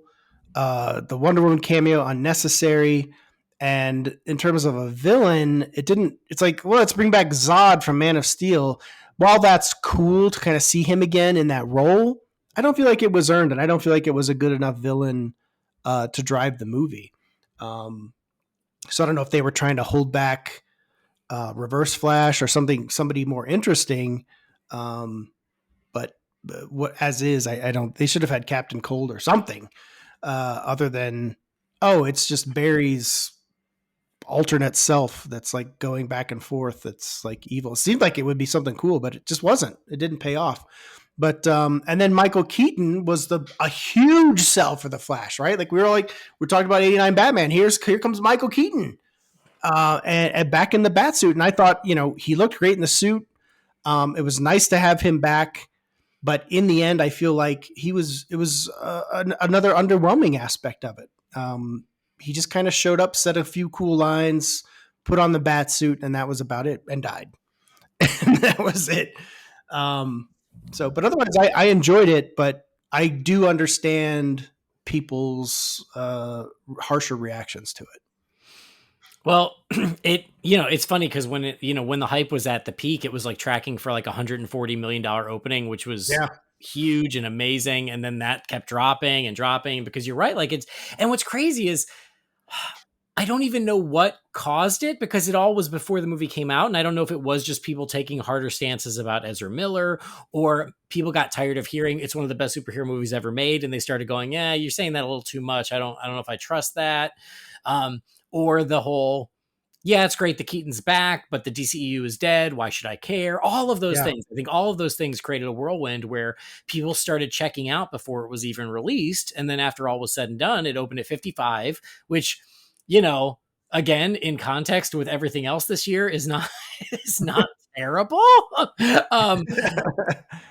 But compared to those initial tracking was really terrible. And then it ended up, finishing up at 108 domestic, 163 international. So 271 worldwide, didn't even crack 300 worldwide, only had a B cinema score, so Shazam! Fear the Gods had a higher cinema score than The Flash. And I do think that, personally, I love The Flash. I love it. I think there are some complaints that I think are legit. I think there are a lot of complaints that are just people wanting to hate on it. Yeah. And I think that a lot of that response and I think even worse than Shazam, when The Flash came out and the weekend underperformed, it was a feeding frenzy to kick the shit out of this movie. It really was. It was a pile on. It was definitely. It was the scene from Airplane. The Flash was in the seat, and everybody was lined up ready to take their shots at this movie, and it hasn't stopped. It hasn't stopped, and it's January. I think in time, I think people will revisit The Flash and be like, actually, it's pretty damn good. Like, it's funny, it's cool, it does have some cool visual effects, despite the ones that suck. Unfortunately, it's just not consistent across the board, and it does do some fun and interesting things. So, I think this is a movie that people will go back to and kind of realize, it's actually pretty good. Despite Ezra Miller being a freaking weirdo, which we all know he's a weirdo anyways. Like, I don't know why it's that shocking, but most of people in Hollywood are weirdos. Spoiler alert. Well, that's fair. Except for Ryan Reynolds. If you knew the truth about every single movie star in every single movie you've ever seen, you probably wouldn't like any of those movies anymore if that was something that really mattered to you. But we're all flawed, crazy, weird individuals that are pulsing through this life. So maybe get off the high horse just a little bit. It's fine if you want to take a hard stance on certain people over certain things, but ultimately I think people, they really do, as you said, they like to pile on when it's time to pile on. And it's not even because they actually care. It's just because that's what everybody else is doing. It's just, it's lots of fun, to take your crack at it. And it's the Simpsons meme of stop, it's dead already. Like, but also and also with The Flash is you had the Snyder diehards who didn't want to like it either. And you had the people who were burnt or felt burnt by Snyder, who didn't want to like it because it was a little too much Snyder, but not enough Snyder. And it landed in this really weird place where a lot of people didn't want to like it for whatever reason. And then, some people were let down in the movie. So I was a tiny bit let down, even though I loved the movie, because after all that hype of it's one of the best superhero movies ever made, I walked out going, well, I don't know about that. It was good. It was really good. Yeah. It was really good. It was good. It was fun. It's not a game changer. And I feel like I don't feel like they capitalized on the Keaton Batman anywhere near what they should have. He just kind of like it was like this like little tiny swan song for him. And it's like, dude, you got Michael Keaton as Batman again. This is what you do with him? Like, come on. There's so much more you could have done. And it's just so tired. This trope of like, oh, you get old, you just become a hermit, grow your hair out, and don't give a shit about anything anymore. Like, that's just not the case, man. Like, it's just a tired, washed up trope. And also, I think that there's something to be said for when The Flash was conceived, it would have been a game changer bringing back Michael Keaton and doing universe hopping and playing with the multiverse. By the time it actually came out, everyone had already taken multiple bites of that apple. So by the time The Flash came out, the multiverse was already tired, as opposed to when it was conceived, when they were going to be the first ones to the party. Well, and I think there's a lot of confusion too. It's like in the scene towards the end, which I think is cool, to see like the Nicolas Cage Superman, like what would have been. I mean, I thought that was fun. Some people hated it. I thought it was cool. I was like, no way, because I didn't know that was going to happen. I really go out of my way not to spoil things for myself anymore. I used to, in my youth, I would chase spoilers. I want to know everything. I want to know it now. And that goes all the way back to those early Ain't It Cool News days where, they had like all the spoiler reports, and I would eat it all up, but now I'm like, no. Why am I going to rob myself of like any chance of like having a magical moment in the theaters? I'm not. And to me, that was cool. I just thought it was cool. It's not like it didn't change my life, but I was like, oh, that's cool. Seeing Christopher Reeve, even though it's very obvious CGI, it was kind of cool. But I think that a lot of people too, they don't get it. I think this is an instance where maybe the average moviegoer would be kind of like, huh? Why is Nicolas Cage Superman? Well, that's what Catherine said. Catherine's like, wait, I missed something. Why is Nicolas Cage in this? And I had to explain that to her. So that it really is a deep cut. I think it's brilliant that they did it because it is kind of exploring a multiverse. But at the same time, you're talking about it's a movie that never happened. And a lot of people don't even know about Superman Lives. Like they have no clue that was ever going to be a thing, So it really is a kind of a deep cut. So maybe they should have had that and then maybe had something else in there. You have George Clooney, Bruce Wayne at the end. Maybe you should have George Clooney in the bat suit again or something. I don't know. But Nicolas Cage was not enough to be like the holy shit moment I think they thought it was. And that one they spoiled a week before the movie came out. Did they the Nick Cage thing? Yeah, I didn't find out about it. I was like, I had already seen it because of the fan screenings, but I was so mad that they ran it like a few days before the movie came out. They ran articles about it. Anyway, when the Flash, you guys are making me really glad that I got off of Twitter when I did. No, you're good. When the Flash died on the Vine, Shazam, I was like, okay, it bombed, but maybe, they waited too long after the first movie and blah, blah, blah, blah. But I was like, when the Flash, which had all that hype and the superhero or the Super Bowl trailers and Keaton and Affleck and all that hype, when the Flash bombed, I was like, yep, this year's going to be a wash for DC. Because if the Flash can't break out with all that hype, then people are truly checked out. Well, but it goes back to your, the same point that you brought up earlier about, the DCEU being a foregone conclusion at this point. So it's like, why should I invest in the Flash?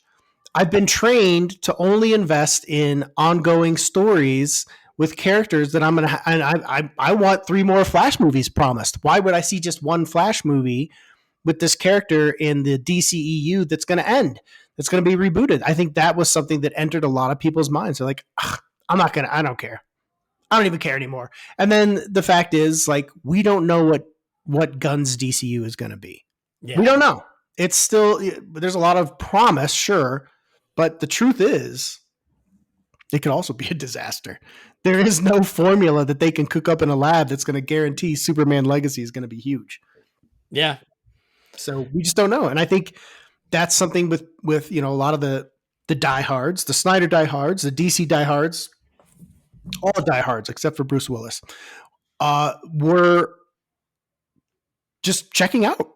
Like, I don't care. And I think that's where the pile-on comes too. They're just like, screw this movie. Look at that, it's dumb. Yeah. I guarantee you, if there was like hey, Flash 2 is coming, no matter what, people would probably approach it very differently. Yeah.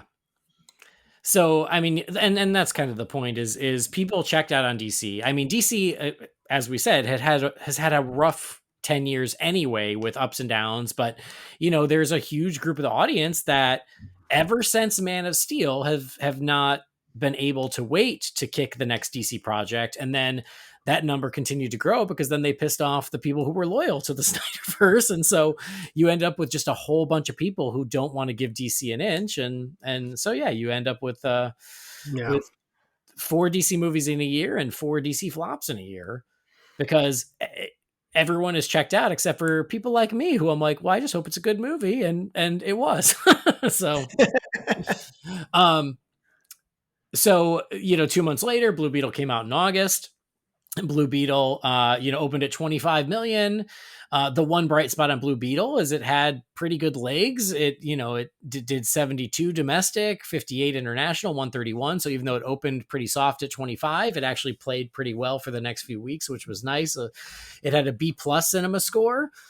So same as Shazam 2, but, and a tick above The Flash. But, at this point, it was really hard to get people to care about it, which I think is a shame. But yeah, it came out and the people who saw it liked it, just not enough people saw it. Yeah. I saw Blue Beetle on HBO Max and it's pretty forgettable for me. It felt like a made-for-TV movie. I'm surprised it got a theatrical release. I do like Zolo Mariduena. I think he's cool. I really like him in Cobra Kai. So, and I thought he had a very kind of nice, affable presence as the character.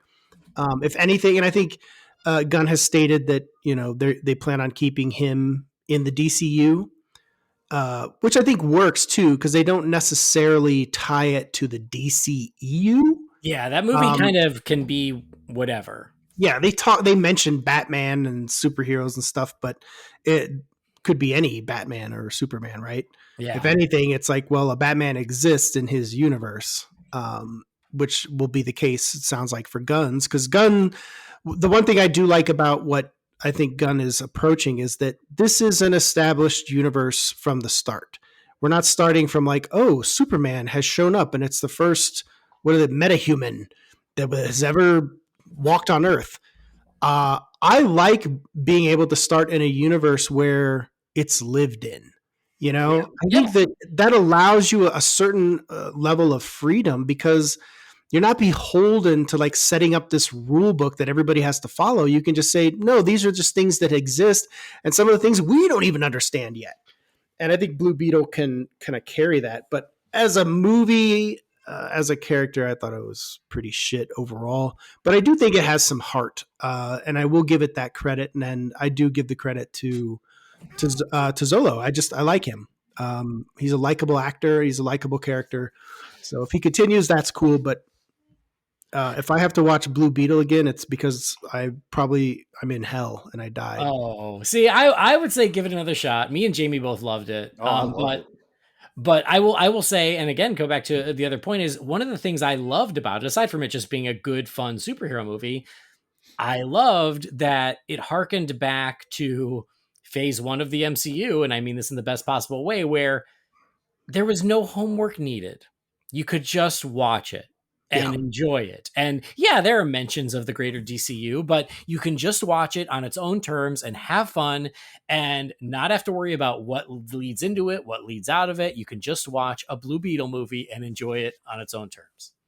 Yeah, it definitely it's very Guardians in that way. It's not It was beholden refreshing. to anything. It was refreshing because as much as I love the Flash, yeah, it connected to Man of Steel and Justice League and all these other things. Like Blue Beetle, no, you can just come in and watch it. I think Yeah. that was And, one of and I the think main, that's where it makes more sense that he would carry on yeah. into the DCU. So it'd be nice to see him with Booster Gold if they do that. I think that would be I think it'd be a smart move to see some kind of team up thing with them happen in the DCU. And give Zolo something to play off of. I think that could end up being a really fun thing, but we'll see. We'll see what happens. Yep. And then in November, Marvel had, Quantumania underperformed. But I still think it made enough that it wasn't a total wash. Whereas the Marvels in November was Marvel's first true bomb. Yeah. Opened at $46 million. Who would have thought that the Marvels would be jealous of the Flash's opening weekend? It didn't even double its opening weekend. It did 84 domestic. It did 121 international. Just barely cracked 200 worldwide. Had a B cinema score, so same as a lot of these other movies that bombed. So it's not like, and it's funny. I saw the pile on something like The Flash of why it's horrible and just kicking the shit out of it.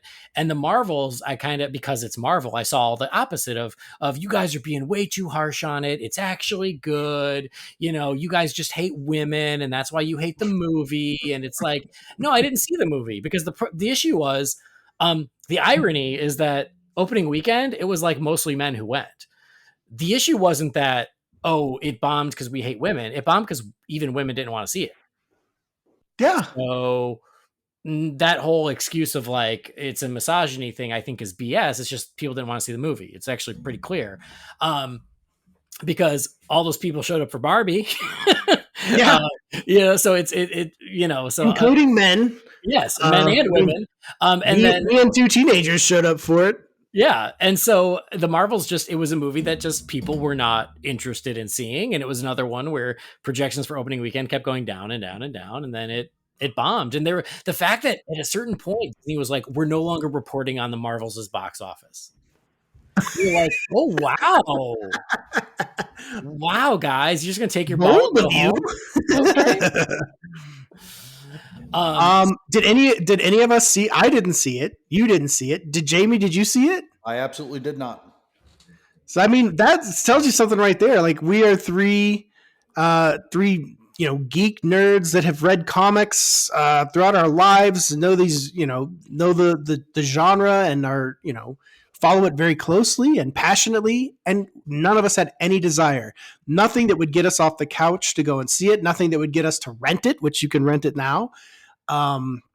It's not on Disney Plus yet, so that's ultimately where I would catch it if I ever do.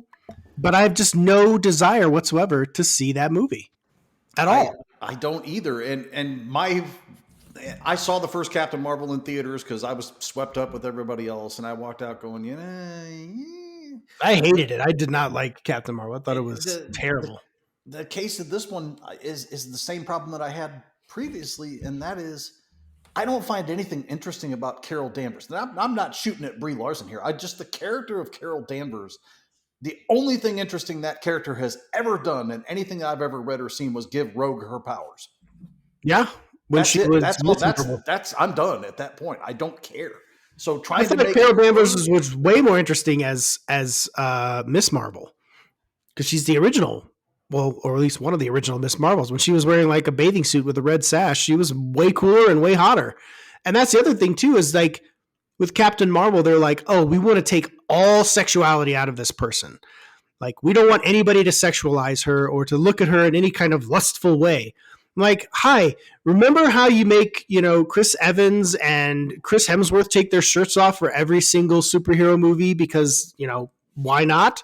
That's fine. I don't understand this whole thing. We're like, oh, we don't want to make them anything that's normal. And I just think that's ridiculous. I think that they made Captain Marvel an unlikable character in that way. Like Captain Marvel itself was just kind of like the middle finger to the patriarchy, little middle finger to anybody that would like look at her or talk to her or approach her in any way. And the other thing is that they kind of made her asexual in that way. And I think that that does affect how you view Captain Marvel. Like, they tease that she might be might be a lesbian, which is fine, but lean into it. Like, why not just lean into that aspect? But they just make her into this character that does not seem to have a preference for anything. We don't know any. Tell me something about Captain Marvel. Tell me something about Carol Danvers that you know. She was a pilot. What else? Nobody knows anything about this character because she doesn't have anything. Real serious. There's nothing to her. There's what are her flaws? Oh, well, she's just conflicted about what? What is she conflicted about? I don't know. Exactly. They ruin this character because they took everything that makes her human, that makes her relatable. They took it out. And they took anything that, like, oh, there's just no way we could have boys lusting after her. Like, why not? Do you want people to go to the movies or not? Like, what's the big deal? Like, every superhero, every male superhero, these guys go through massive training so that they can take their shirts off and look like muscular, objects of desire, both for men and women. Men want to look like them, women want to sleep with them, and vice versa, whatever the case may be. Like, this whole thing of like trying to push against like, oh, we can't have people liking that. Like, yes, you can. It's fine. It's not a big deal. And I think that with Captain Marvel, and I'm talking about Captain Marvel more so than the Marvels, because that's where you're bringing in, two other characters that nobody really knows or cares about. You introduced Miss Marvel in the Disney Plus shows, which my stepdaughters watched and they enjoyed. But again, when it came time to see, hey, do you want to see the Marvels? Don't really care. And the same thing for, I don't know if they call her Photon or what they call her, but the other Captain Marvel character that was in WandaVision, nobody cared. Nobody cared. I didn't even know that was her until somebody. Three characters that nobody cares about or really knows and put them in a movie. And I feel like initially it was just a Captain Marvel sequel, and then it became The Marvels because I think Marvel got cold feet and they're like, ooh, what are we going to do here? I don't know. If Brie Larson's got kind of a bad rep online. How are we going to do this and get people to come and see this movie? And so they threw them all into this one movie. I think really it was a lack of faith. And I think that's why The Marvels ultimately failed. Lack of faith. And again, as Jamie said, who's Carol Danvers? Like, why should we care about this character? I think that's it. I think you were right earlier on when you said they read the tea leaves wrong and just said, well, the first movie made $1 billion. But did anyone walk out going, man, I love Captain Marvel. She's my favorite. Yeah, they're like, Endgame is coming. That's what was happening when people left Captain Marvel. And what's funny is I think Marvel knew that enough because that's why they're like, well, then let's make it a mini team up because that way it's not just resting on Captain Marvel. But then they assumed affection for the other two characters that wasn't really there. Yeah, and it's not that they couldn't have been, but you had one TV show and one appearance in a TV show. And Disney exactly. Yeah. That's enough? Come on. So, I mean, and again, I think it was a hard lesson learned. And the bottom line is, again, all the excuses that people wanted to make. And I saw all of the excuses. Again, the pile on that happens on the DC, it was the exact opposite for the Marvels of everybody just stepping over each other to try and defend it and go, no.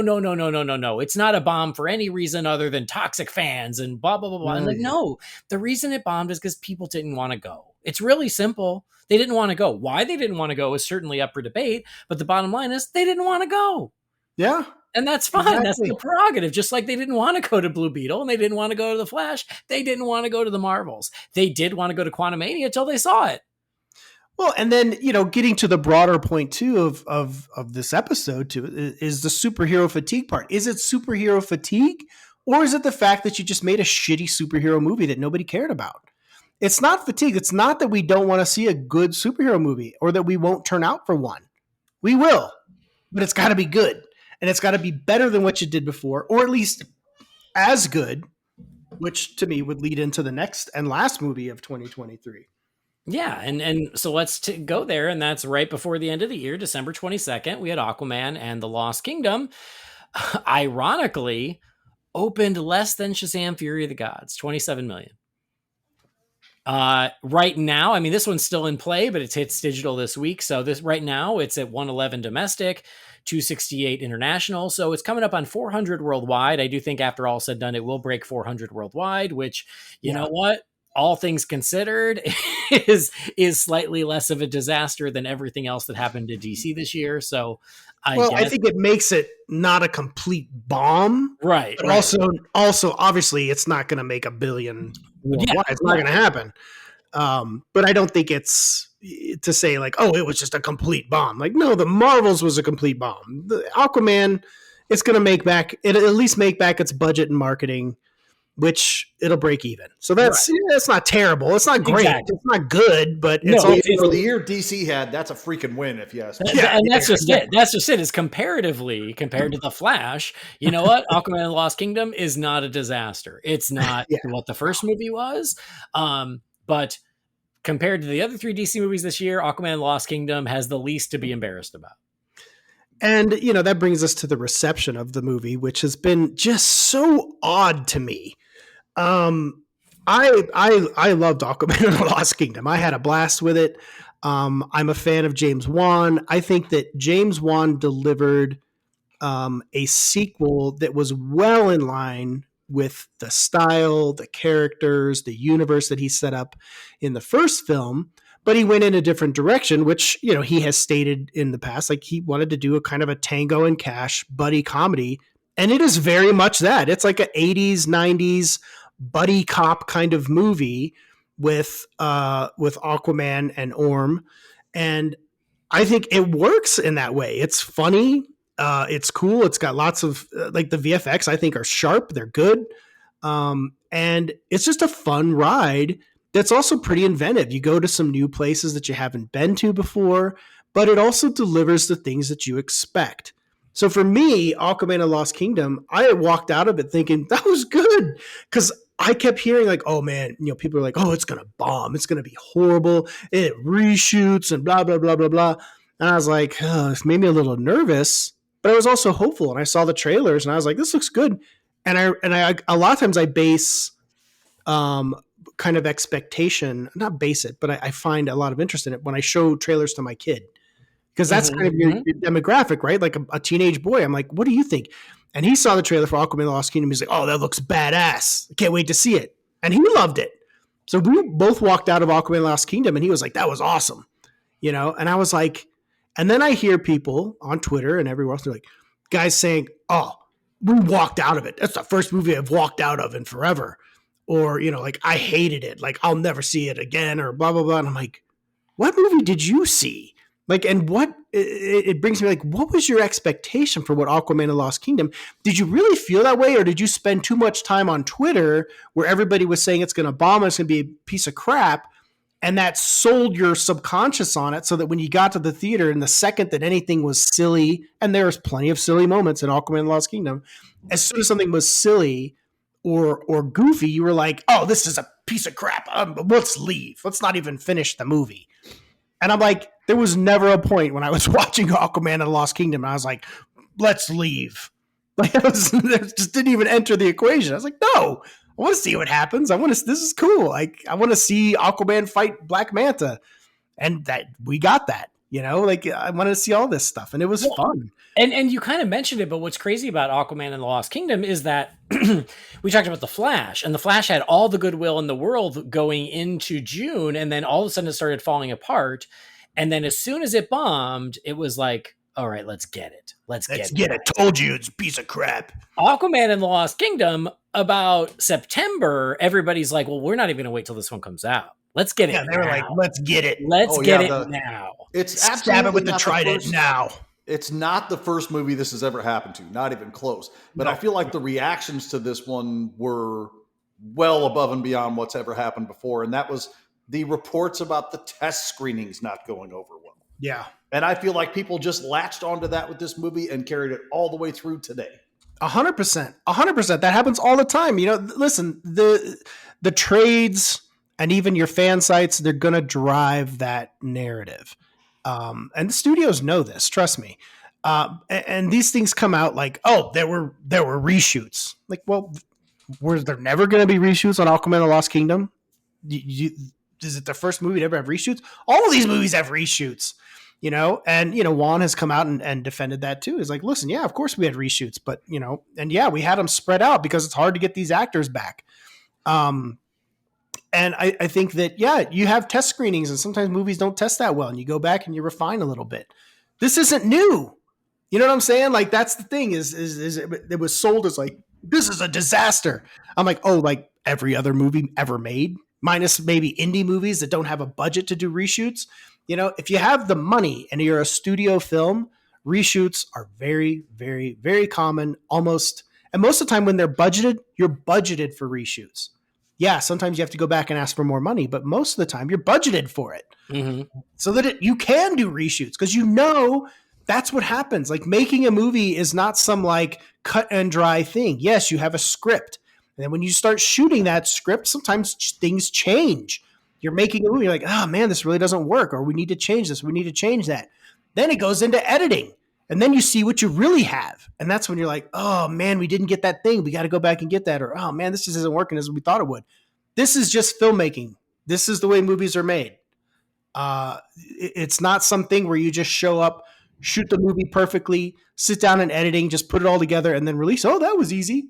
That filmmaking is art. It is a craft. And it takes time. It takes effort. It takes refinement to make a movie. And Aquaman: The Lost Kingdom is no different. Now, I'm not saying it's Citizen Kane. It's not. It's a fun, buddy action movie that's just crazy and wild, and it's got good action. And I think Juan understands the genre. I would love to see Juan do another superhero movie that's not Aquaman. Amen. Yeah. Like, that was the way I felt when I saw the first Aquaman on the Warner Brothers lot with James Wan in the theater. I by the end shot, where you see Aquaman come out of the water and he's in full costume, full regalia, looking great. And I was like, Juan understood the assignment. Like, he made a superhero movie. There's so many that don't get that. They're just like, dude, what? Have you never picked up a comic book? Like, Juan understands a splash page. He understands like bringing this stuff to life. And I think that Aquaman: The Lost Kingdom does that. Again, it's not perfect. It's not like it's not better than the first one, right? But it's still good. It's still fun, and it is perfectly in line with the first film. It's like a great, sequel. It's like It's a Lethal Weapon 2. It's not better than Lethal Weapon 1, but it's Lethal Weapon 2, and it's still cool, and it's still Dick Donner and Mel Gibson and Danny Glover doing their thing. And That's I think a great analogy. Thank you for that. Yes. Well, and I agree. I mean, and I even said to Jamie when he finally watched it and he saw the same movie you and I did, Paul, I'm like, well, thank God, like you and Paul and our pal Preston, you guys are making me feel like I'm not crazy because we all saw the same sequel to Aquaman, which was great. But to go back to something we mentioned earlier about how the general audience is not the general audience anymore. And just like everyone except the most out of touch people knew that a DCU reboot was coming. Yeah, those they come across those headlines of Aquaman 2 as the worst test screenings in the history of comic book movies, and even if they don't read it, even if they don't pay attention, it's out there, and it was out there for months before the movie came out, to the point where James Wan did have to address it. So I think that so much worked against this movie. It was the fourth DC movie in a year where 3 other DC movies bombed. Yep, doesn't help. It was the talk about lack of momentum. Yeah, there's no momentum. There's no goodwill. It's 5 years after the first movie, which is a terrible time frame between movie and sequel, because it's too far that you're not carrying any goodwill from the first film, but not far enough that you're nostalgic for the first film, unless you're me. And then it's the last movie before the reboot comes. And so, yeah, like at this point, you're the last one out the gate after 3 other movies. People already had their fun kicking around, and it's like, great, we get to do it one last time. And then you've got James Wan and Jason Momoa being like, hey, don't you actually want to see the movie we made? Yeah. And then we saw the movie they made, and for us, it delivered the goods on what we wanted from the Aquaman sequel. But you're right, like the well had been so poisoned after this rough year for superhero movies, and especially for DC, that people were like, I want to see how bad it really is. And they walked in going, oh, right, worst test screenings ever. And then you're right. The second one thing happens, they're like, see, worst movie ever. See, told ya. Well, there's one other thing that I think we have to address here, and that is what we already said, momentum. But, Aquaman and Lost Kingdom is 5 years after Aquaman. Yeah. Between 2018 and 2023, we went through a massive pandemic. We went through the end of, the MCU's major era. The DCEU continued to kind of struggle, and 5 years is a little too late for a $1 billion movie. Like Aquaman, 2018's Aquaman is the most successful DCEU movie. And it's the highest grossing DC movie. I mean, that's crazy. So Isn't that crazy? That's crazy. Yeah. Why would you wait 5 years to get this movie out? And, they had test screenings. And again, another regime change, maybe two regime changes. I think there were 2. How many regime changes in those 5 years? Yeah. And so what you ended up having is all of these different factors that delayed a movie that should have been out within, at a minimum, 3 years. This should have been out in 2021 or 2020. It should have been in theaters, the sequel. Like, we should be talking about Aquaman 3 right now. But they just waited too long, for whatever reason, whether it was the pandemic, whether it was money, regime change, talent, script, whatever. It was too late. It was too late. And I think that's ultimately what kind of spelled the doom for Aquaman and the Lost Kingdom. It wasn't the fact that, the movie was bad, because it's not. It's the fact that it was just too little too late at a time when they didn't capitalize on what they had. And I do think that it does mean something when you're making a franchise film. You have to keep that momentum. You've got to keep people excited for it. This isn't Avatar. This isn't a James Cameron film where he's reinvented the wheel yet again that's going to draw people back in. It's Aquaman. You got to get these things out faster. You're not innovating, because they're not. There's nothing innovative about Aquaman and the Lost Kingdom that you haven't seen before in terms of like visual effects. It's good, it's sharp, it's solid, but it's not innovative. It's not Avatar. So 10 years, no one's going to wait 10 years for an Aquaman movie and still be excited. Avatar, yes, it's James Cameron. Aquaman, no. And 5 years is just too little too late. And I think that's ultimately one of the things that jab the trident in this one. Yeah. So, looking back at 2023, you had 2 hits, 8 movies, 2 hits. One I would call fair to Midland, which is Quantumania, and 5 bombs. Yeah. Well, I guess Aquaman Lost Kingdom, like I said, is kind of middle of the road too. So maybe two middle. Even. Aquaman's kind of a wash, if you will. Yeah. And then four straight up bombs. So as we talked about, like, people will still show up. They will come out to the theater. They will pay the money.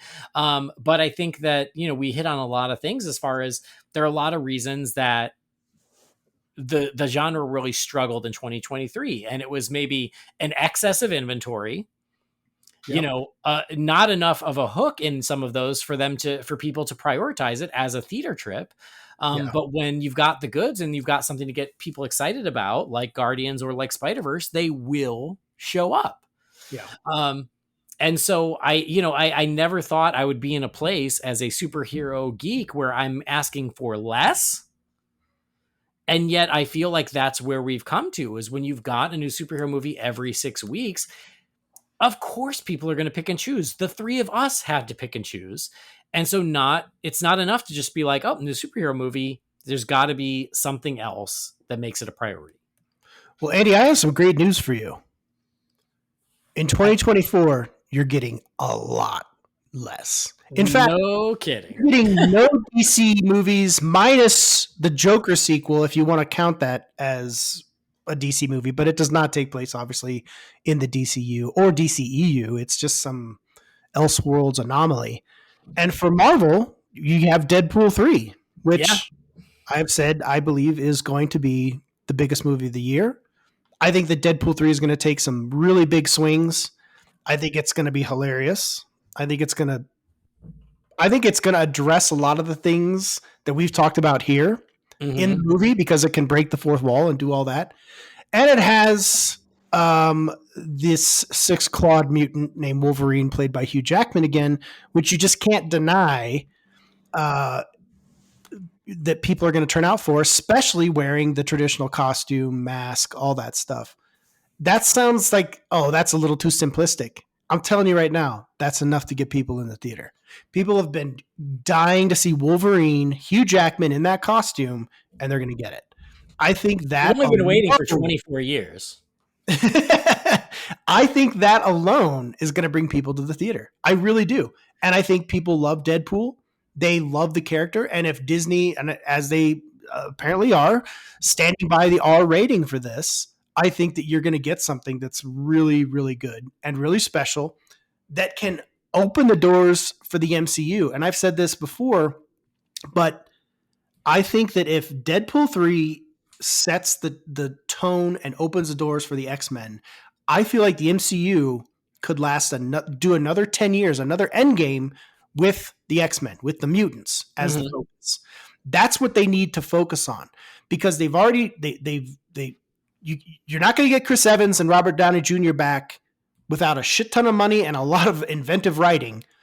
So you better focus on something that can draw people back because it ain't Captain Marvel. It's not Black Panther. It's not all these things that you think is going to happen. It's not Ant-Man. That's for damn sure. What they need to do is focus on the X-Men. I guess you can focus on Fantastic Four, but let's just be honest. People don't really give a shit about it's not the X-Men. X-Men's a bigger draw. Yeah, they're interesting, but I highly doubt you're going to see $1 billion, dollar Fantastic Four franchise. X-Men, that's a different story. And I think that if the MCU refocuses to become the X-Men for the next decade, they'll ride it. They'll reclaim their kingdom. I fully believe that. That's how they're going to get my interest back. I can tell you that much. And make it 3. I completely agree. And the one thing I was interested in the Marvels, which is the leaked, I guess it was a mid-credit scene. The Beast. Yeah, and it kind of felt like it was sort of like a last minute ad when they realized people were less interested. And they're like, well, maybe if we send them out on a high with this mid-credit scene to get them excited, maybe that'll be enough. But I was like, no, I'm happy to just Google the image and go, oh, that's cool. Well, and that's what I liked about Doctor Strange and the Multiverse of Madness, which I also quite enjoyed that. I really liked Sam Raimi's take on it. It was, pretty formulaic mostly, but I did like it. I thought it was cool. And I loved seeing Professor X. I loved seeing like these characters like, holy shit. Like I got super excited on WandaVision when Quicksilver showed up. And I was like, whoa, this is awesome. This is amazing. Like I was genuinely excited. I was like, the X-Men are now in the MCU. And then there was a bait and switch, of course. But yeah. So but that's kind of the point. Is I do agree with you because for me, man, like the X-Men is a MCU unto itself, and it has there is so much grist for the mill in the X-Men corner of the Marvel universe, and I think that there's a lot of promise there. But I do think to get back to the original point is I think, and I've said it on this show, and you sort of came to the same conclusion in your article, Paul, is that the best thing for DC and Marvel right now, the best thing they have going for them is that they both get a huge break in 2024. And as a fan, it kind of sucks because we're like, well, shit, I get a whole year with only one real superhero movie. Oh man, that kind of blows. Unless you count Madam Web, but is anyone? Oh God, that looks so terrible. That was another one, like kind of like Craven, where I was like, when did you make this? I went to the bathroom and I came out and you had made a movie. When did you make this? What happened here? Like Craven being rated R too is just so funny to me. I'm like, these guys are crazy. But from the two big games in town, the MCU and DC, we're getting this break. You get Deadpool 3 on Marvel. You only get Joker 2 from DC. And again, that barely counts. Yeah. And I think it's like the medicine that we have to take and it's the medicine they have to take that is going to be better for all.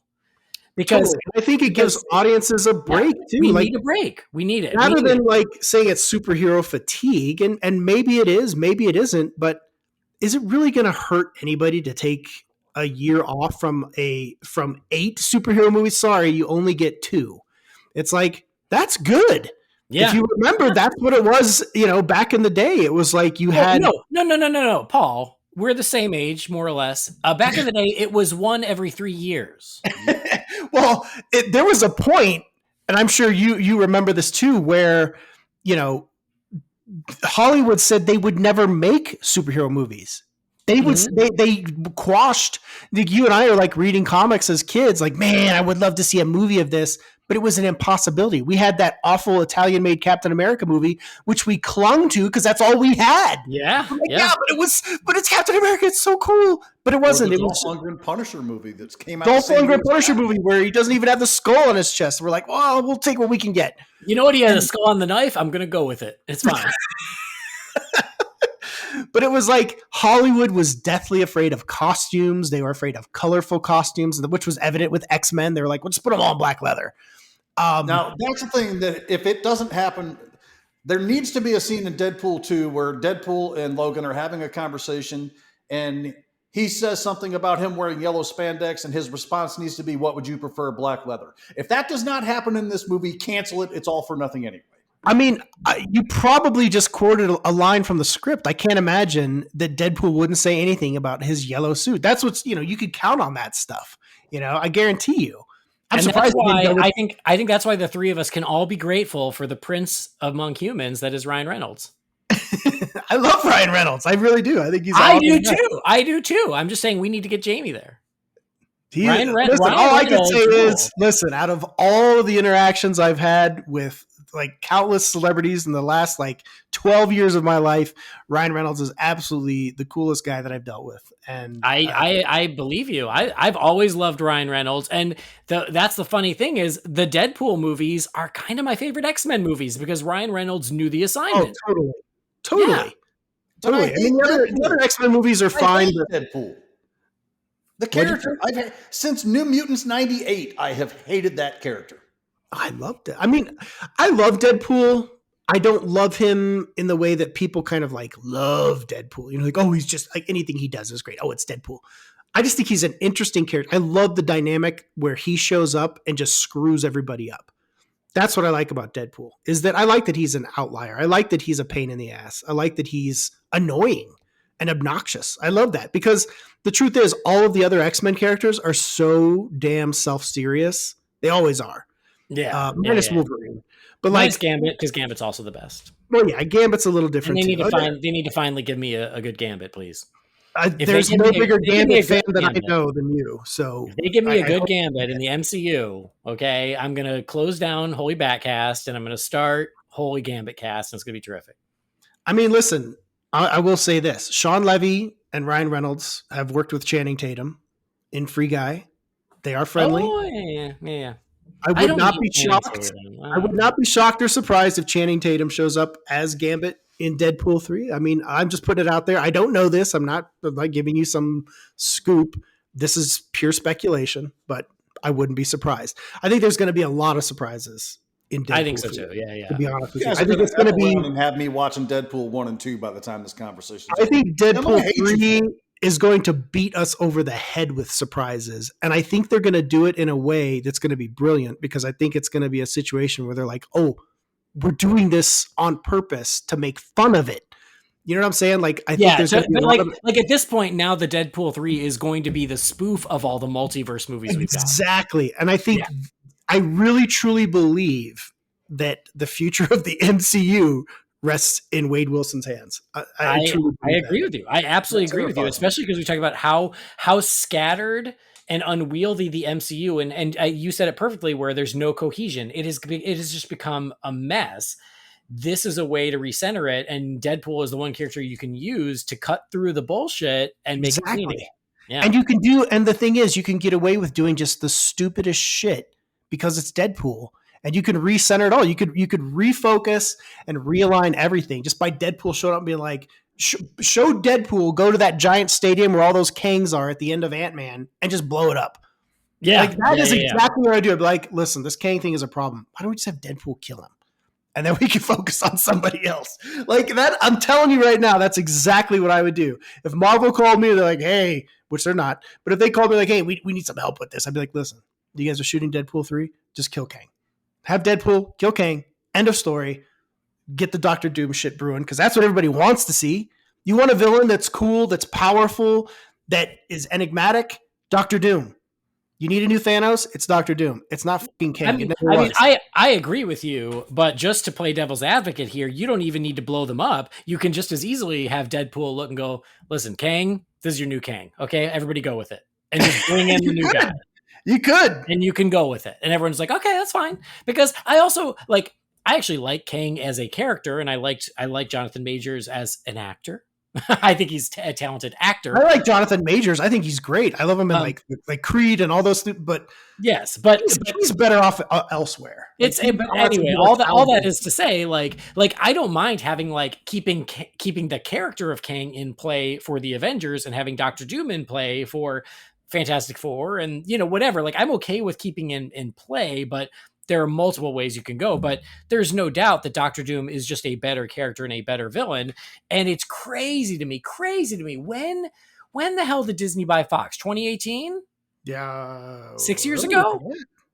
Maybe 20. Yeah, I think it was 2018. 6 years ago. And everybody's like, yay, we're going to get Fantastic Four and X-Men. Y'all, it's been 6 years. And all we got was a jokey half-assed cameo from John Krasinski in Multiverse of Madness. And the truth is, you won't see a Fantastic Four movie at least until another 2 years. So you're closing in on a decade of, well, I mean, you have Deadpool coming out this year. So it took 6 years just to get that going. But yeah, 8 years. It'll be at least 8 years before you get a Fantastic Four. Crazy. Anyway, the point is the year break for 2024 is the best thing for the genre, I think. I think that there is plenty of the gas in the tank for both Marvel and for DC, but we need a break. We need slightly less inventory, shockingly, as that is to say, and you need to get people excited about it. And I think that break is a good way to do it because how can we miss you if you won't go away? That's the whole thing. To me, that was what this whole conversation comes down to is, cliche, corny, whatever you want to call it. Absence does make the heart grow fonder. Yeah. Yeah. I mean, I think it's a good time. And the thing is, when we're coming back, even with, Deadpool in May, it's different. Deadpool 3 will be completely different than anything the MCU has made. And then when Superman Legacy comes in 2025, that will hopefully be something completely different. It's going to be a reboot no matter what, but I think coming back to something new may just be exactly what everybody needs at this point. Yes. Yes. People typically, everybody fears change, right? We hate change. We hate new things. We hate having to change our routine. But I think most of the time it's what we need. That's why it is a change because whatever's happening isn't working. And 2023 is a great indicator of that. It is. It means that there are challenges across the board, but the two bright spots are enough to give us hope that we can get back to that. And I want to be at a point where DC is on firmer ground with a plan that doesn't change every 6 months that we can be excited about. And I want to be excited about Marvel again. And there have been bright spots for sure. I loved Shang-Chi. You mentioned that earlier. I liked No Way Home, Spider-Man No Way Home. So even post-Endgame, Spider-Man related is typically good. Even post-Endgame, there are some Marvel bright spots that I've enjoyed, but it's gotten so scattered and so unwieldy, they need to refocus. And DC needs to start fresh on a firmer ground so we can be excited about both. Because as superhero fans, which all three of us are, we want to be excited about both. We want to remind our 10 or 12-year-old selves back when we were waiting 3 years for a new movie that it is good to be where we are now because we are getting all these things. We just need to get it in a way that we can get excited about is the point. Yeah. And I think hopefully everyone else can too. And I think the end, the bigger picture too for DC is they really need to, if they're putting their faith in Gunn and Safran, they have to stick to it because that's where they screwed up with Snyder is they're like, oh, we lost faith because critics didn't like Batman v Superman, even though it made a shit ton of money. They're like, well, critics didn't like it. So we gotta change things. And then, they did that with Justice League and that was the start of it. That's where it really started to go downhill. And I think that I'd if say Superman Suicide Legacy- Squad is where it went downhill when they re-edited it at the last minute. Yeah, like taking away Ayer's film, and they're like, "Oh no, like we got to make it more Deadpool." It's like you guys had no faith in the product that you were creating or the people that you hired to create it. Whether that was for better or for worse, these were the people that you entrusted, and then you dump them at the first sign of trouble, whether it's a bad review or whatever. But Suicide Squad and Batman v Superman were huge hits, whether you love them or not. People weren't hate watching them, so somebody loved them. And in the end, I think that that's what they have to do is they have to stick with the people that they've hired and give them at least a good window to make things work.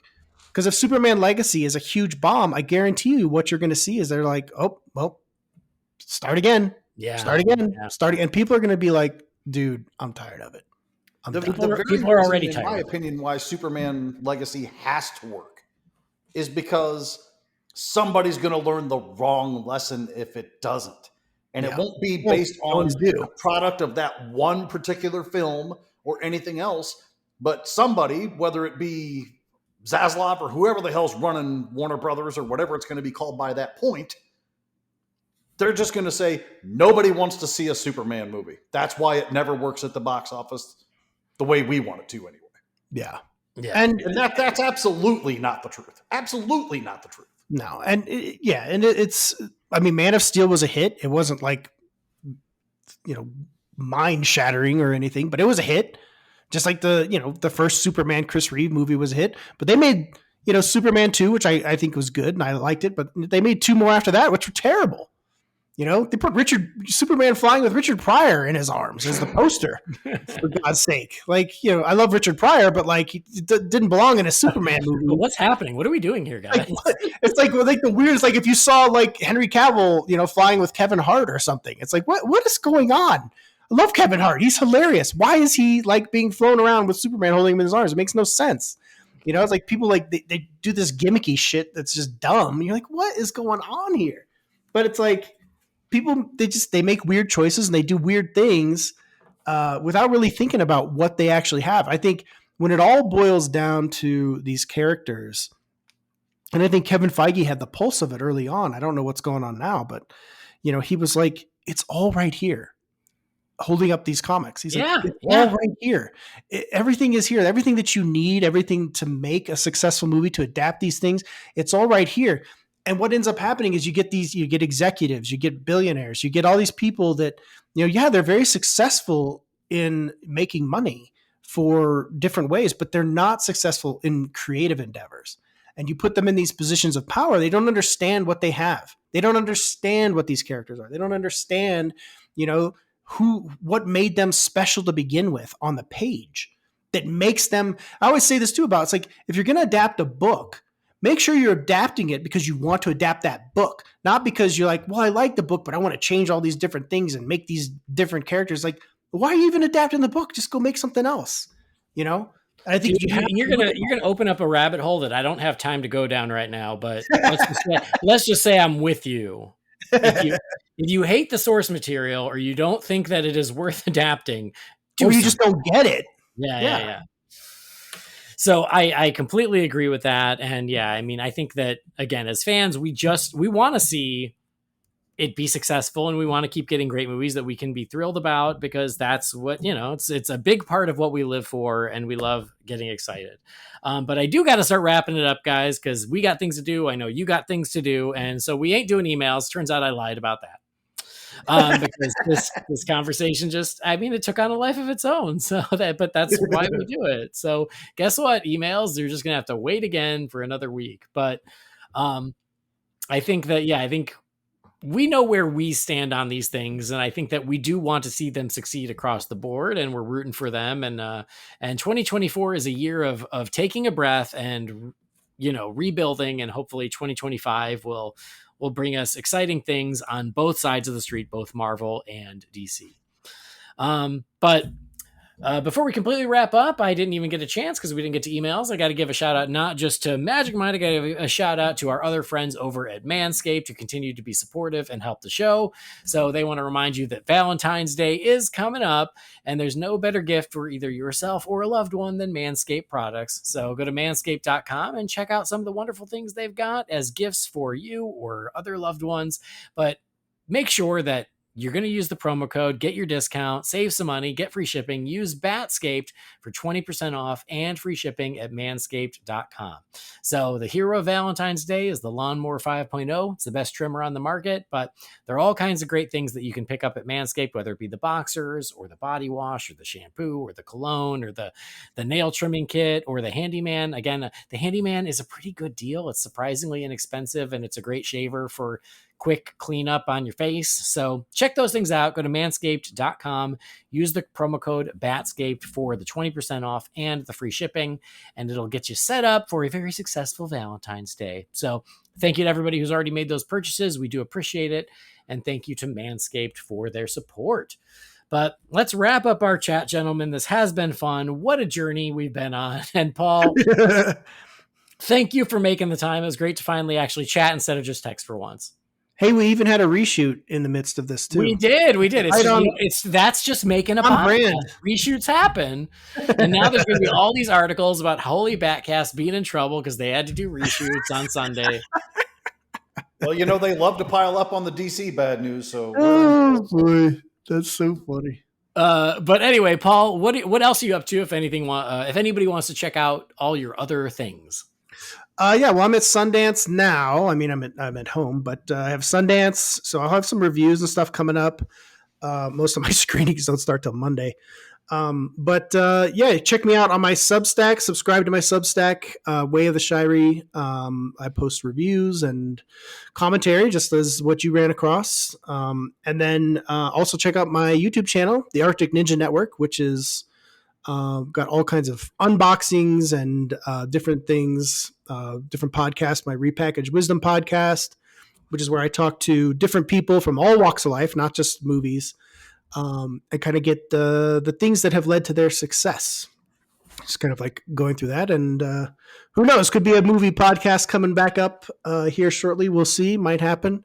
But those are the main places to find me. And if you so desire to find me on the artist formerly known as Twitter, I'm at Arctic Ninja Paul. Awesome. Thank you. And Jamie, thank you for making the time as well. Always a pleasure. Yeah, it was a good time. This conversation, I expected it to be interesting, but man, we really went some directions here. I enjoyed that. We solved something. I don't know what. We solved something. Guys, we did it. We fixed the state of superhero cinema. Congratulations. The three of us. You're welcome, world. You're welcome, geeks. We took care of it. When do we get paid for that? And the check's in the mail. It's probably another Manscaped trimmer. Excellent. Yes. Hey, we are a Manscaped family here, by the way, too. So are you? See? That's good to hear. I mean, my son also uses Manscaped. So it's great. It's good stuff.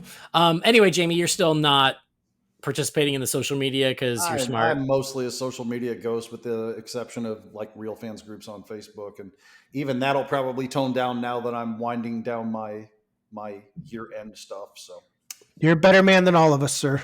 He is. He's smart. I'm less stressed out. I can tell you that. For me, taking a step back from using Twitter as much as I used to, oh my God, it has like done wonders for my mental health. Same. I keep it active, especially because of the podcast, but I don't check it. I don't even check it daily anymore. It's, maybe once or twice a week because I silence notifications and I even hit it. And yeah, it's better. It really is. I basically took my Twitter app off my phone because of the Flash, because I knew the spoilers were going to be flying left and right, and I didn't want a single one of them. And then I reinstalled it after the Flash came out, and I scrolled up about 3 pages, and I was like, you know what? I was better off. And I deleted it, and I haven't put it back on since. So I want to give a shout out to the Flash and everybody there for helping me out with that. See? Perfect. Yeah, that Flash is the cure for getting rid of Twitter. See, It really is the best superhero movie ever made. It managed to break your Twitter habit. Only good things came from it. The Flash saved me. He is my hero. The Flash made me delete Twitter. Anyway, but yeah, I mean, as you said, Jamie, like people should stay tuned to the Real Fans feed because we will have our year-end wrap-ups coming soon as you finish the second half of Oppenheimer. So April might not happen. Yeah, or not. Spoilers: the bomb goes off. Go ahead and give me till April. That way I can get Ant-Man and the Marvels and all that stuff into my watch list too, because I haven't put those in. Perfect. Anyway, I already told you guys where to find me, but thank you as always for joining us. And please do subscribe or follow the show wherever you get your podcasts. Something else that you can do if you enjoy the show, please do rate and review us wherever you get your podcasts. That's a huge help. We love that. Again, find Holy BatCast on all the socials or go to holybatcast.com. If you've got something for the Wayne Manor mailbox, which I promise we will get to someday, you can send those emails to holybatcast@rf4rm.com. Our theme music was created by the talented Gaurav Venkateswar. You can find his work at gvtunes.com. And don't forget to check out our friends. First, go to manscaped.com and use the promo code BATSCAPED for 20% off. Or go to magicmind.com/JanBatcast and use the promo code BATCAST20. But that will do it. On behalf of Paul and Jamie, I've been Andy. We hope you've enjoyed the show. Thanks for joining us. We'll see you next time. Same bat time, same bat channel. Holy BatCast is not affiliated with Warner Brothers or DC Entertainment. The views and opinions shared by the participants are theirs and theirs alone and do not represent the companies or organizations they happen to work for.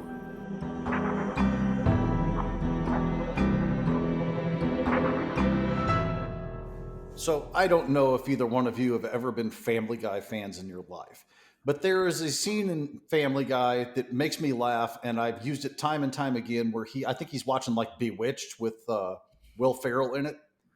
And he gets done with the movie, Stewie, and gets up out of his chair, goes out of the theater, gets a cab, goes to the airport, takes a plane, airport lands, gets another cab, goes to Will Ferrell's house, rings the doorbell, climbs up a ladder. Will Ferrell opens the door and he punches him in the face. Okay. So I just put Deadpool 1 and 2 in my Disney Plus watch list. And if I hate those movies as much as I think I'm going to, both of you be prepared for your doorbells to ring soon. That's fine. I'll accept it because those are pretty good movies. And I'm going to go ahead and add Lee Malaby onto that too, because he's been trying to get me to watch it.